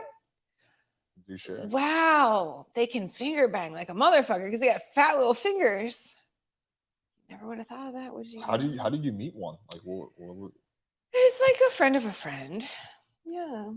I smashed two little peoples. At the same time or separately? Different times. But no, little people got like short little fat hands. Like I'm just like because I haven't seen a little person in like I don't know in like a year. Like I mean, well, it's COVID. You didn't really get out much, but yeah. Interesting. Okay, so there's hope, guys. Yo, let's get weird. Let's get weird, Rhaegar. Yeah. I would not have expected that. Have you Mhm. smashed any like giants, like any like super Yeah. like Thor from or like the dude from Game of Thrones, you know, like the mountain? I haven't seen Game of Thrones, but I've smashed people that were over 7 foot. Damn. Yeah. Yeah. Well, you've just done it all. I have. Yeah. Wow. Is there anything on your bucket list still? I think that yeah, there's a couple things.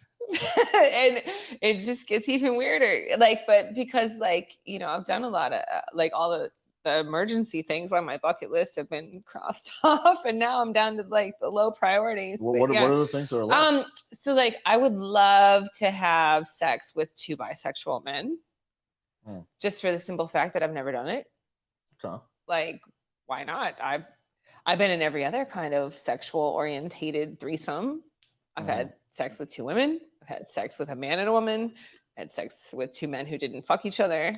But I've never been involved in a threesome where everybody but it was 2 guys and everybody was able to do each other. Like that's just an interesting dynamic. Like, yeah, I want to do that. And I also,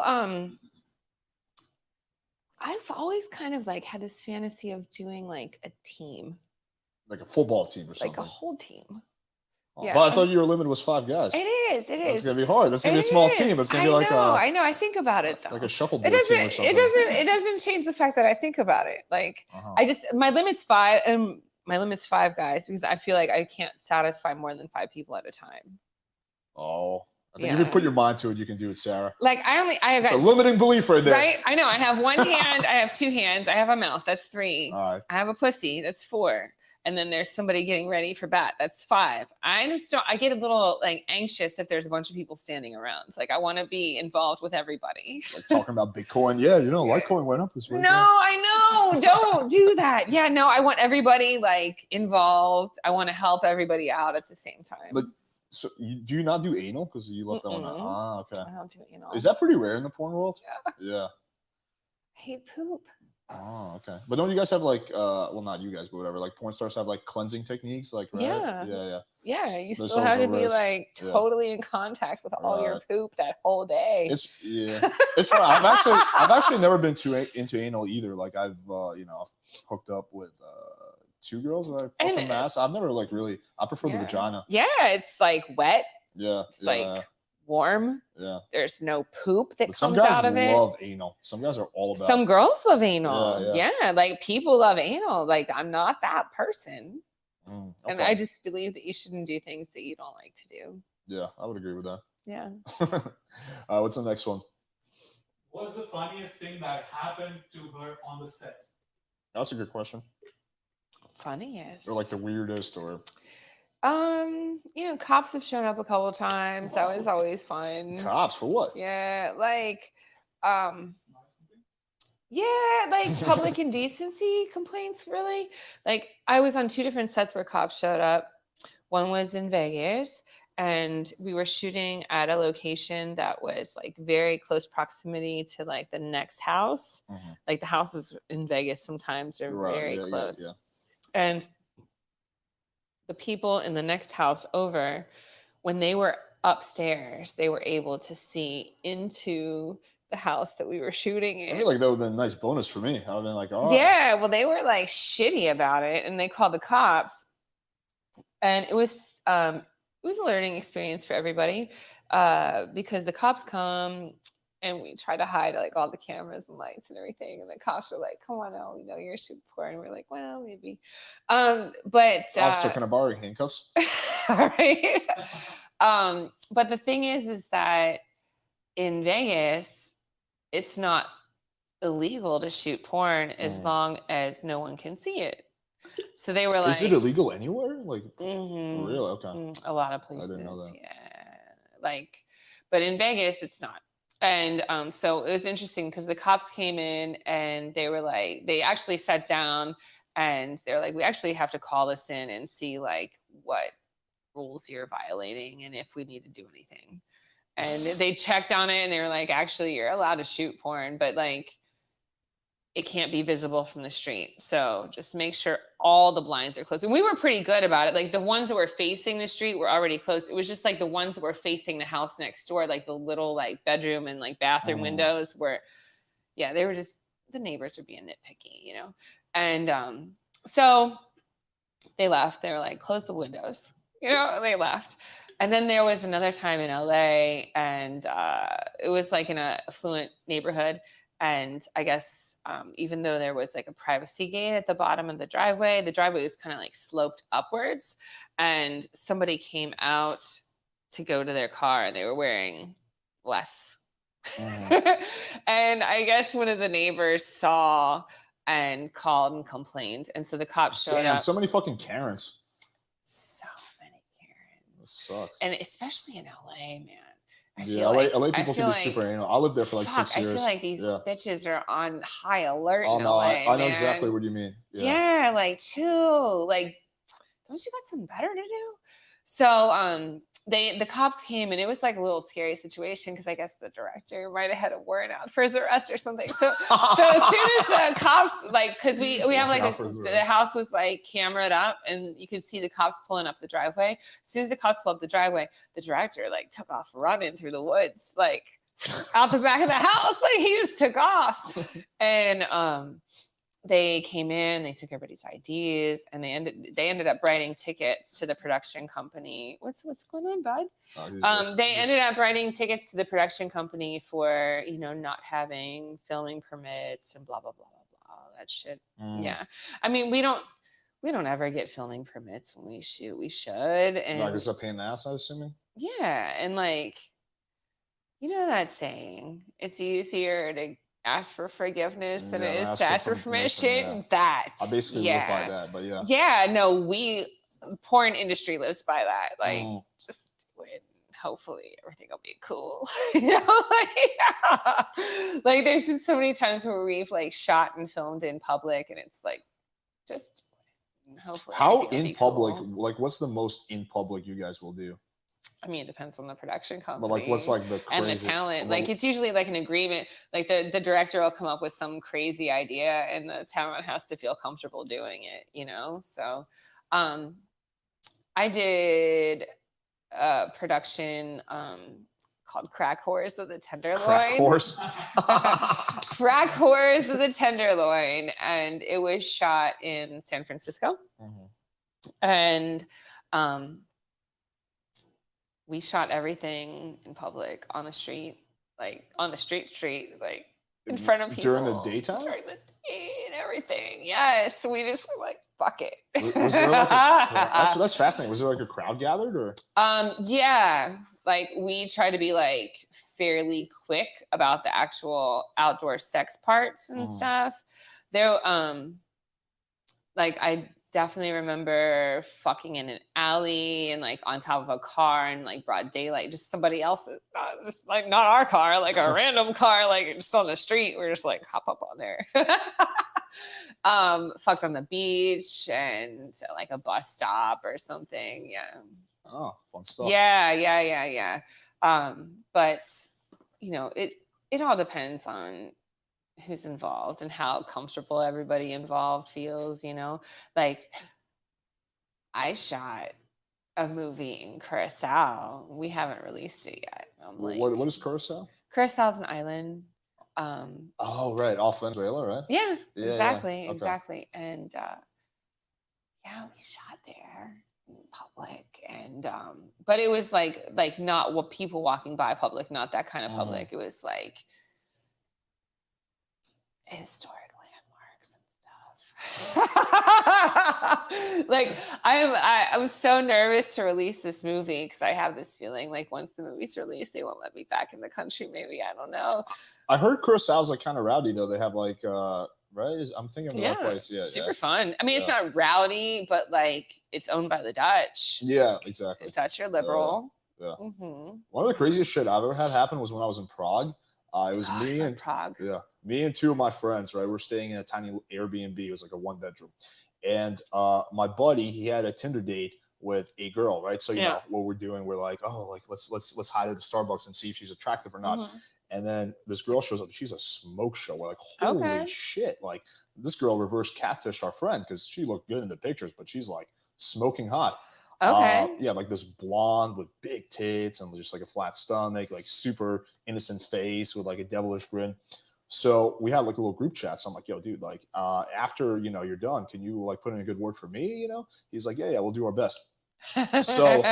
So we're hanging out. That's your boy. Yeah. So we're hanging out at Yeah. Starbucks, and I get a text in the group chat like, yo, man, come back to the house. I'm like, oh shit. So I come back to the house, and he like greets me in the hallway. He's like fucking half naked. I'm like, oh Jesus Christ. He's like, yo, dude, like, why don't you go in the room and say that you forgot something? All right, let's give it a shot. So I go in the room. I'm like, oh, I forgot my condoms. t-shirt. Let me get that. And I got really lucky because the girls spoke Russian. Okay. And You speak Russian? Yeah, I speak Russian fluently. Okay. So I talked to her in Russian, and that like made her comfortable. And then we wound up hooking up, and then we're like having sex for like 45 minutes. What I completely forget about is that I actually had my own Tinder date that night. And so when we finished, I checked my phone. There's like 5 missed calls because this is my Tinder date is waiting outside. So I go, I'm like, oh shit, what should I do? I'm like, whoops. So I go and I let my Tinder date in, and I'm like, I take her, you know, on the rooftop of the place, right? And then you can still hear sex. So at that point, the third guy starts hooking up with her, and I don't really know how to handle this situation with this girl, but she's like kind of low key into it. I'm like, do you want to join them? And she's like, yeah. She's like, all right. So we go into that room, and so it's 5 of us, right? And like, you know, obviously no guy on guy action, but yeah. So things start getting heated. That's hot. But here's the debacle. So my friend saw some handcuffs that I had in my suitcase. What he didn't realize, I didn't have the keys. And 20, 30 minutes leading up to this, he had handcuffed this girl. So at some point, she's like, my hands Wait, why do you have handcuffs with no keys? That's a good question. So before this, I was in Budapest. And also a great place. Yes. And one of my old business partner, he had some handcuffs. I just basically took them from him, but I forgot to take the key. So anyway, so super fail on your part. Well, somewhat of a fail. So this girl's handcuffed, and at some point, it's like 20, 30 minutes, and she's like, hey, can you guys loosen these handcuffs? My hands are starting to hurt. And my buddy's like, yo, Alex, where are the handcuffs? Like, dude, wait, those are my handcuffs? Because I didn't know they were mine. I thought they were his own. He's like, yeah. I'm like, oh. I am so tripping out that you and your boys just all carry your own handcuffs. Continue. So we don't have the handcuffs. This girl starts low-key freaking out because she's in an apartment with like 3 dudes and 1 chick. She doesn't know any of them. She's handcuffed, right? So I see her starting, like her anxiety meter start going up. So I have to like calm her down in Russian, right? Because my friends are like too drunk and retarded to like actually have a normal interaction. So I'm calming her down. I'm like, oh shit, we gotta like pick this lock. Yeah. None of these guys know how to pick a lock. I don't really know how to pick a lock. So we go downstairs, we find a hairpin. I'm like watching YouTube videos. This chick is laying naked. I manage after 20 minutes to pick the lock, open the handcuffs, and this girl, like a champ, finishes having sex with a third guy, and then she calls it a night. Fucking Prague, man. I love Prague. She worked as a baker. Czech Republic, man. Yes. It was a good time. No, Czech girls. It was Czech art. Yeah. It was Prague is a fun time. Yeah, I went to a brothel in Prague. Did you? Yeah, I like brothels. I'm like a little bit of a. What do you do at brothel? Have sex with horse. What do you do in a brothel?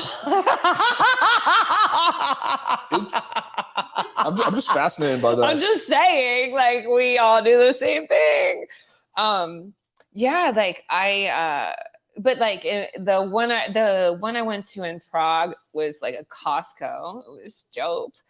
But a lot of the girls were not into girls, which is a little bit of a bummer. I feel like there would probably be like you probably want the girl more because it's like safer and also like it's less work and shit if you're a prostitute. Like as part like if you as far as a girl. No, you know what? It's interesting. Like we're in America. That is not America. And there is a lot of places in the world where lesbian sex is still a major taboo. Bum, bum, bum.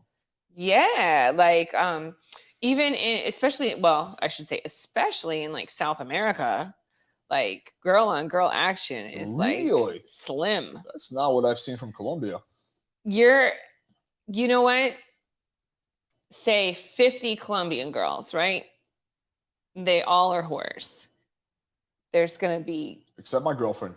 No, Not a no, no, whore, no. babe. I'm saying Unless it's with me. we pull 50 Colombian girls. They're all whores. Yeah.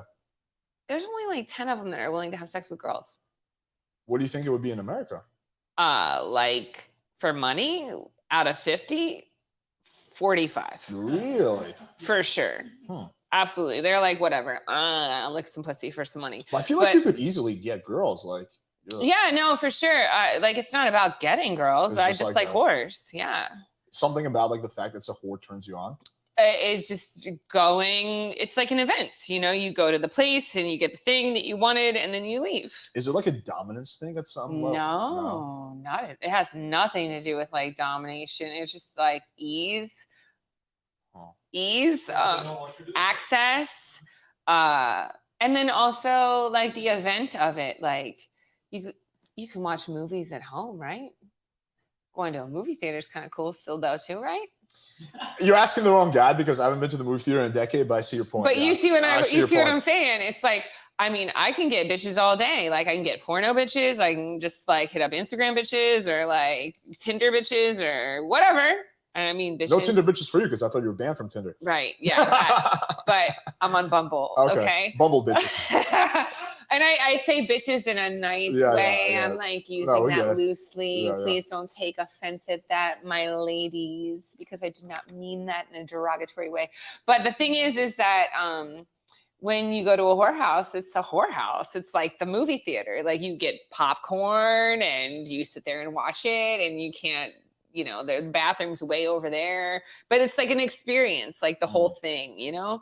And because I am in America and I am considered a sex worker being in the porn industry, I'm so enchanted by the sex industry in other places. So when I go to other countries, I go to the brothels. And if there's no brothels, then I want to know where the track is, like where are these bitches walking? Like, because I will sit there and watch. Like even if I don't partake, like I want to see them get in a car and drive around the block and do their thing and come back around and get dropped off on the other side of the street. And you're just like chilling watching this? Absolutely. Like I'm so entertained by the sex industry, in the global sex industry. It's amazing to me. Yeah. Is there any country you've been to where you thought it was like super fucked up, where it's like super bizarre or something?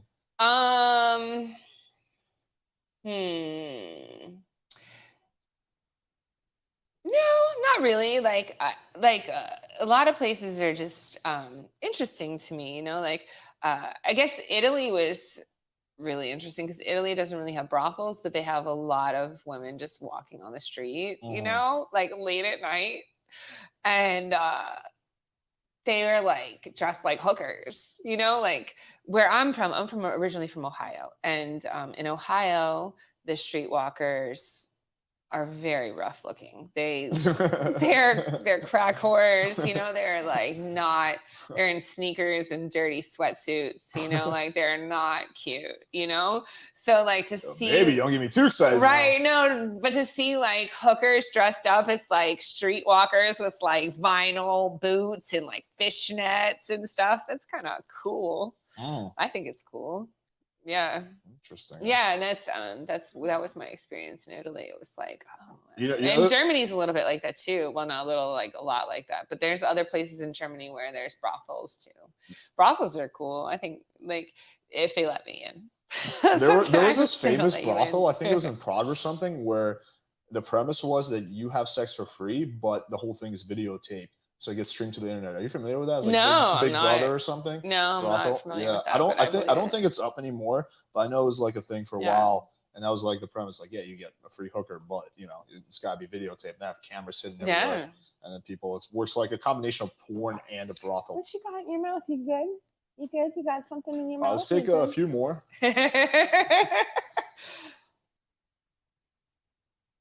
Yeah. Yeah. I've been in a situation when both the guy and the girl like each other when they meet, to the point that after the shoot, they continue banging each other. Yeah, it happens. Yeah, totally happens. Like a little shower after sex. For me, personally, like a lot of times during like a porno I feel like I'm just like teased a little bit. Like I might get a small An orgasm. appetizer, but you want the main course. Right. Like I might get a couple small orgasms, but like we had to switch positions, or like it was over before I got finished, and maybe I just want just like a little bit more. I might try to hit somebody up in the shower. How often would that happens. happen? Like what percentage of the time do you like have that click with the performer? I feel like it happened more when I was younger, but I think that that's because people's reactions to me are different now. I wish it happened more now, but so many times that like people are super like respectful. They're like, "Oh my gosh, Miss J, it's such an honor to work with you." And no, it's totally cool, and I get it. Or they're like super nervous and they don't perform well, or they're like just super respectful and almost make it weird and fan like, even though we're working together. I'm like, but yeah, it used to happen a lot, and I would say, I don't know, 30% of the time. 30% of the time seems like 1 out of 3 accurate. ain't bad. Yeah, 30% of the time. Like, yeah, not only that, but like sometimes the guy's like got a situation or like in a hurry or has to go do something or whatever. And I'm just like, well, next time, hit me up. Random question. Are you Jewish? I'm not. Everybody thinks I'm Jewish. I even thought I was Jewish. I was like, maybe I'm Jewish. I'm Irish, German, English, and Dutch. Okay. But I thought I was Jewish because I look Jewish, and I have a lot of Jewish friends, and I get Jewish humor. And yeah, like I totally thought I was Jewish. I was like, nobody told me that I was Jewish, but I felt like I was Jewish. So I did the like whole 23andMe thing, and I'm not. Like I have very curly hair and I got this big nose, and yeah, no, I'm not. I'm English, German, Irish, and Dutch. I'm 47% Ashkenazi. All right, let's take like 2 or 3 more questions. You pick out the best ones. What she thinks about BDSM? Oh, I was gonna ask that too. Yeah. BDSM's cool. Like, to like broaden the question a little bit, like for me, fetishes, like I kind of have to like fully understand them in order to be able to perform and like entertain somebody who wants those kind of fetishes. But BDSM I get. Sometimes I am into it in my personal life, and sometimes I'm not. Like I'm not like a lifestyle BDSM, but I dabble a little bit. You might go into my bedroom and see some things. Yeah, no, like, and I'm also a switch. So you can be dom and sub. Yeah, I really enjoy being sub, but I can't sub unless somebody's very really dom. dom. Yeah, like you gotta really dom me. Like I like, yes, please. But yeah. If you don't dom me, then I will totally dom you. How does that work? Like how does it work you doming a guy? Like what is the Yeah, like paint a mental picture. It just depends on like what level that you're into, do you want some direction on like what to do, like, eat my pussy, bitch, or do you want like is it like that, or is it like maybe you want to be like totally submitted and you want me to tie you up and like do things to you? That's probably my favorite, to be honest with you. If I'm gonna be a dom, I would like to just tie you up and like have my way with you. I want to like suck on your dick and lick on your balls and maybe your asshole too. And I want to sit on your face. I just want you to hold still with the hard dick. Doesn't sound too terrible. No, it's not. It's amazing. It'll be great. You just be lazy, but keep your dick hard and let me do everything else. That's probably my favorite dom situation. Just hold still. You don't take it that far. There's you can go way further. You can, and I'm not really into that part. I'm into like using someone and just having them be there. Be like the dick on a stick or whatever. Yeah, be the dick on the stick. That's probably like my favorite version of dom. But if I have somebody that's like really confident and strong and like dominant, I'll like let it happen. Like my personality is kind of dominant, but I enjoy being submissive. So if I can find somebody that will allow me to be submissive, I will let it happen. Can you spot a fake dom? A fake dom? This was came up during the last podcast we did. One of the girls was saying, "Oh, I can tell. I can spot a fake dom." I've never even tried to spot a fake dom. Like, I don't know, probably, but I've never even like thought about it, to be honest with you. I can't be dominated by just everybody. Like, I feel like my personality is dominant, but because I enjoy being submissive, it's almost like a key that I give somebody. I'm like, here you go. You can have that key. I'm going to just sit here. Tell me what to do. But it's like, it's almost like me being dominant in my submissiveness, you know, like, I'm like, I'm going to allow you to dominate me now. Please go ahead. Your personality is not that dominant. Like, you're kind of like in the middle. Like, I would say like Mr. Raquel is like more like, I got more of a dominant vibe from her, but even her is like not that dominant, which is funny because I feel like the more dominant a girl's personality is, the more she requires the guy to be dominant for her to become submissive, right? So if we take a look at like levels 1 through 10, and like let's say you're a level 5 in terms of there, you need a guy who's a 7 or 8. Versus if you're a level 2, you can be fine with a level 5 guy. Yeah, no, that you pretty much nailed it. That was very scientific. Mm-hmm. That's what I do. I take sex and pick up and make it all science-like. All right, let's take 1 or 2 more. Sara, how bad do you think the porn industry takes advantage of 18 to 22-year-old women? I hate that question. You know, but it's a good question though. Even if you want to hate it, it's still a good question. 18 to 22-year-old women are grown-ups. They're adults. They can make their own decision. My biggest problem is the way that we raise female children. Honestly, taking advantage of 18 to 22-year-old woman should not be taken advantage of because she should know that she has the strength and the power within her, right? So I have a hard time with the way our society raises women. That whole Me Too thing that happened and that continues to happen, and all the women that don't realize that they can use their voice, and all the women that are in fear because of the way that they are raised, and in fear of like what people think about them and what's going to happen. And I've been in control of my whole life and my whole career. And I can only think that that's the way that my upbringing was. I'm an only child. My mom was a very strong, dominant woman. And I was raised in a very strong, dominant woman house, you know? So I know that when I say no, I mean no. And I will not accept anything else but no when I say no, you know? When I say yes, I mean yes.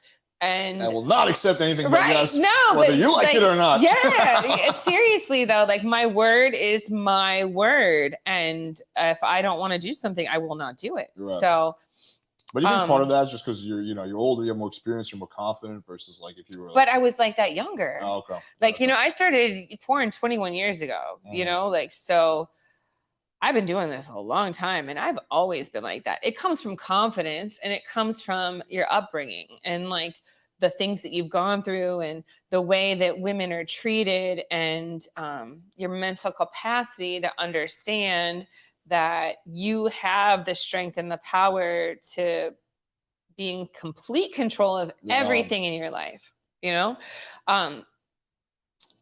Yeah, I don't like to think about the industry taking advantage of young women because the thing is like, it's not my fault that you don't know how to say no.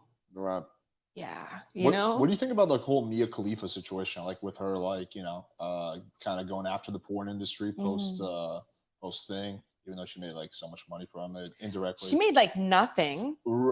Directly, yes, but indirectly because that's her brand, right? Like, you know. Well, just because it's her brand doesn't mean that she has anything to do with it. You can create a brand. Oh, yeah, that's what I'm saying. You can create. Maybe I feel empowered. You can create a brand and not make any money off that brand. You know, like I feel like it's very sad and unfortunate that Mia Khalifa didn't have any business sense and didn't get into this industry thinking that it was a business. That's honestly, yes. That is the biggest complaint from my side as far as like the porn industry goes, is that like a lot of times I don't feel like it's taken seriously. And without it taken seriously, that leaves a lack of opportunity for self-esteem. I don't know if I'm being clear on that, but like, for example, if the industry was taken seriously, if people were like, when I say people, like the whole world, if the whole world was like, it's really important that we have orgasms.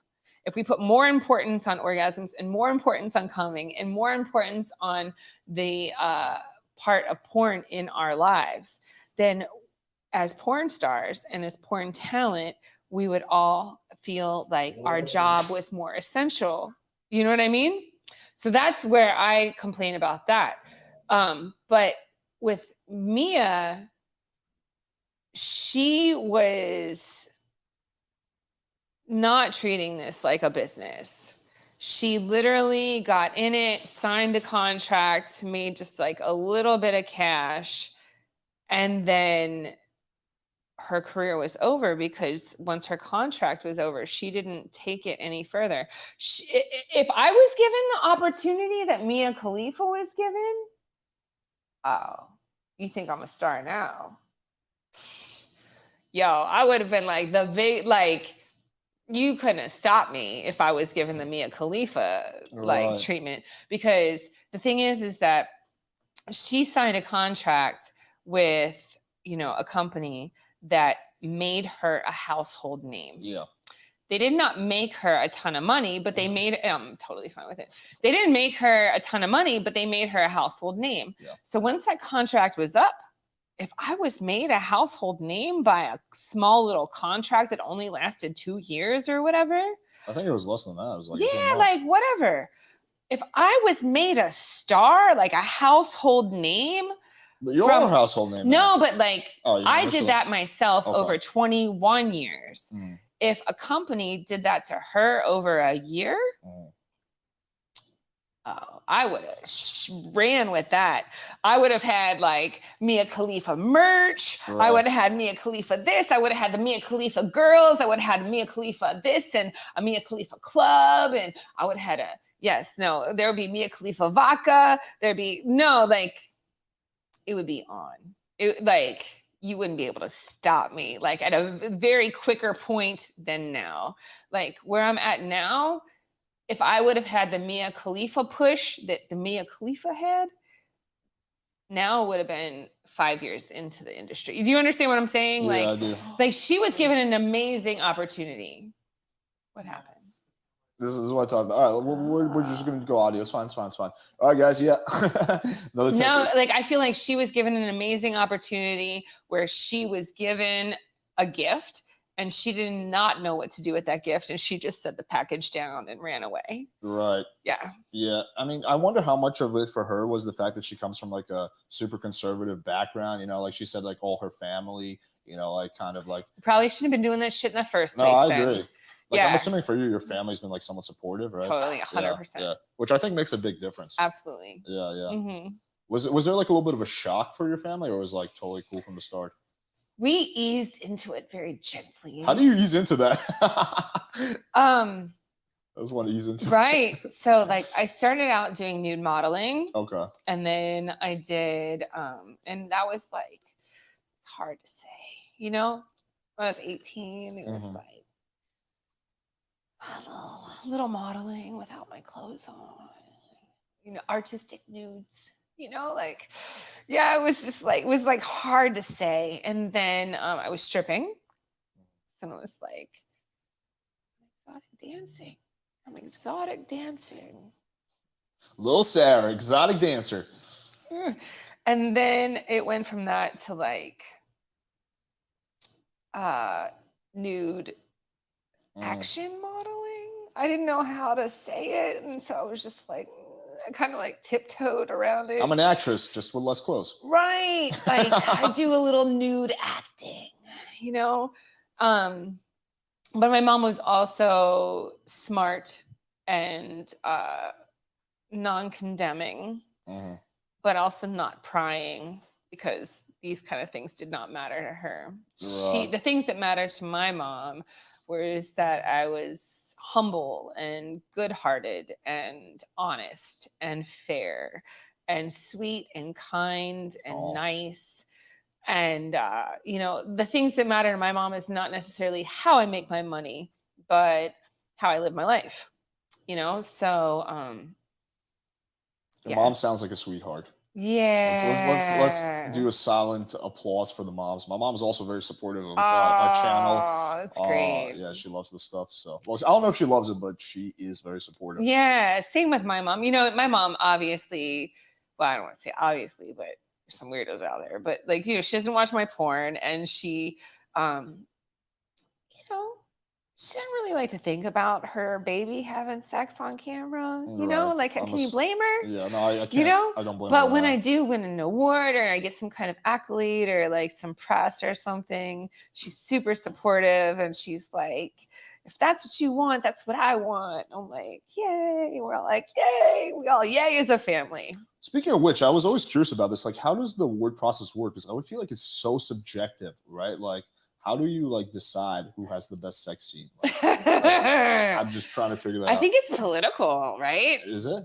Yeah, right. Most of the companies that do like award shows and stuff like that, they have some sort of like advertising thing, you know, where people have to buy advertisements. So I don't know. I always assume that it's like, unless it's like fan voted, it's a little political. Yeah. Like, if you have a publication and people pay for advertising, don't you want to reward your advertisers? Right? Of course you do. I made my little OnlyFans debut about a year ago, so I expect an award. I have to use the restroom again. Yes. I'm sorry. All right, cool. Okay, I'm gonna use the restroom. Go for it.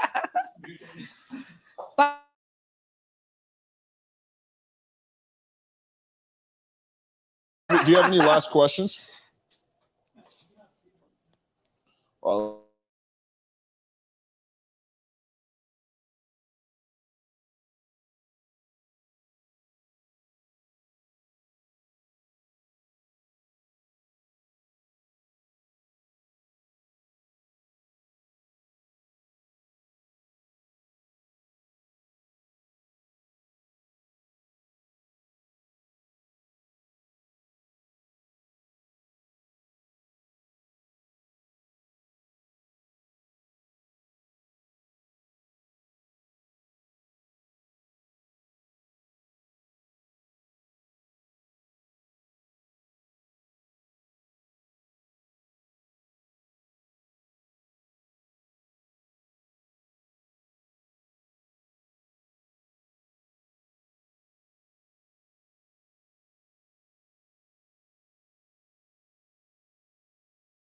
yeah, no, we're good. We gotta Hi, Fluffy. keep Sara pure. Let's take like last question or two. How often do performers take it too far, i.e., slapping or choking? Oh, interesting question. So before we shoot, we usually have like a little powwow of like, nose. You got any nose? Yeah, we go over our like, no, don't. What are do your this. nose? Anal. No anal. That's my only no ever. No anal. What about like super rough like BDSM? Yeah, I'm fine. Oh, really? Yeah, totally fine. Especially if I know it's coming. Like, that's what she said. Yeah. I've done a couple really, really, really rough scenes, and it's like, I can't just do that out the blue. Like, you can't just like square off and knock me out. You know what I'm saying? Knock you out. Yeah. But if I know that that's what the scene calls for, I'm ready. Like, I'm like, okay, cool. I'm ready for this. Yeah. Dewey. Yeah. I had a scene a couple of years ago, a year and a half, 2 years ago, right before COVID. And I guess it was like January 2020, maybe. And I was working with a guy who I've worked with a million times, but not in this type of capacity, not in like a BDSM, like submissive, dominant kind of capacity, you know? And he pulled me aside before we started shooting. He's like, babe, like, it's a really rough scene. They kind of like want me to hit you and shit. Are you okay with that? And I was like, I'm totally okay. We've never had that kind of rapport, you know? It's always been like a love fest between us. And I'm like, totally okay with it. He's like, you sure? I was like, do me. I'm totally good with it. Like, absolutely. I got you. No worries. And damn, you know, I think I just got a boner. yeah, but like once you give like somebody that permission and everybody's cool with it, then you're like, cool, let it happen. Whatever happens, happens. All right. Surprise me. All right. Knock me upside the head. But like you can't just do that out of the blue. You got to be like, that could happen today. Right. You got to be someone expecting it. Yeah, I get that. Yeah. It's on the menu. It's on the menu. Yeah. Okay. All right. Let's take a last question. Pick the best one. I think my dog really is fond of you. He's just been snoozing up to you. You know what? I'm not even gonna lie. Like I'm a huge dog lover, and dogs actually love me. Like I used to breed dogs and stuff. Really? And, Have you seen yeah. her scenes, or are you just are you anonymous? Like I'm very good with dogs. Yeah. Especially big dogs, because like you know a lot of people are scared of big dogs, and I'm not scared. Yeah, he's just like a walking teddy bear. Yeah, I used to have boxers, pit bulls, and mastiffs. Oh. So I used to have big monsters. Hey, random question for you. Have you ever worked with Lisa Ann? Mm-hmm. Oh. That was like my childhood like MILF crush. Mm-hmm. Is she like as awesome? No, I'm just kidding. She's cool. She's cool. Yeah, we've had a lot of like interesting evenings and days, and yeah, she's a hell of a woman. Oh. She does like sports for radio or something now, right? Yeah, she's not the point. What about Leela Starr? Who? Leela Starr. I don't know her. She's like the Latina with the humongous tits and ass. I don't know. Maybe you should send me your link. No, I definitely will. It's definitely in my Chrome history. I don't think I know her.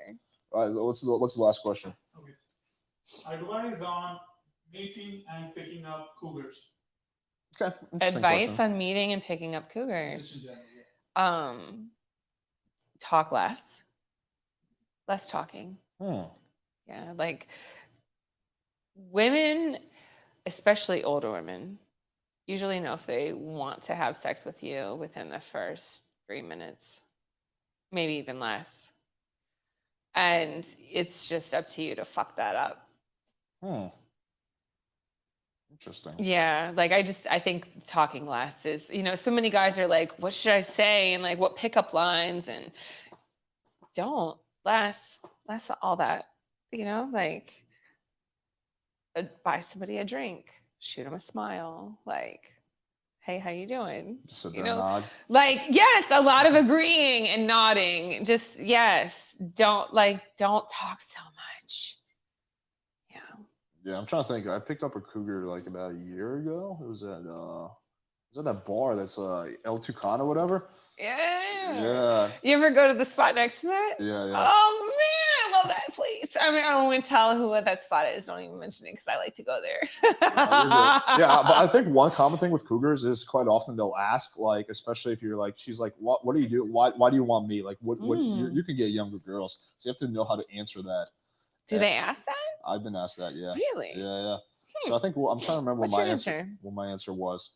I think I gave her a little spiel. I was like, well, you know, a woman doesn't really hit her sexual peak until 35. A man hits a sexual peak in his 20s. So thus, I actually think that I'm going to be more compatible with older women. Plus, you guys are experienced. You know what you want. You know, you're not like, you're confident. That's cool. Less words though, maybe. Yeah, less like even less words. Just be like, what's it matter? No, what's it matter? Yeah. We're here now. Done. Mic drop. Mic drop. Right? Like, doesn't matter. Like, I don't see anybody but you right now because you're in front of me. You know, like, yeah, no, less words. Sara Jay Pickup Boot Camp coming next weekend. No, I'm a big fan of less words. Like, Yeah, I feel like a lot of times people like dig themselves into like a ditch, and then so with it, the first 2 minutes I was like attracted, and now like we're 5 minutes in and I'm not attracted because something you fucking said in the last 3 minutes was wrong. Yeah, I can see that. Sarah, thank you so much. You're welcome. You're awesome. You're a Thank legend for a you. reason. What if people want to find you, support your work, get your CBD, where should they go? Yeah. Well, I've got a link portal, sarajlinks.com, and it goes to all of the things that I do, everything from merchandise to CBD stuff to like my social media and all my porno. Yeah, sarajlinks.com, my official site, saraj.com. And yeah, you'll find everything. All right. All right. Thank you again, Sarah. You're Much welcome. appreciated. Absolutely. Thank you. Anytime.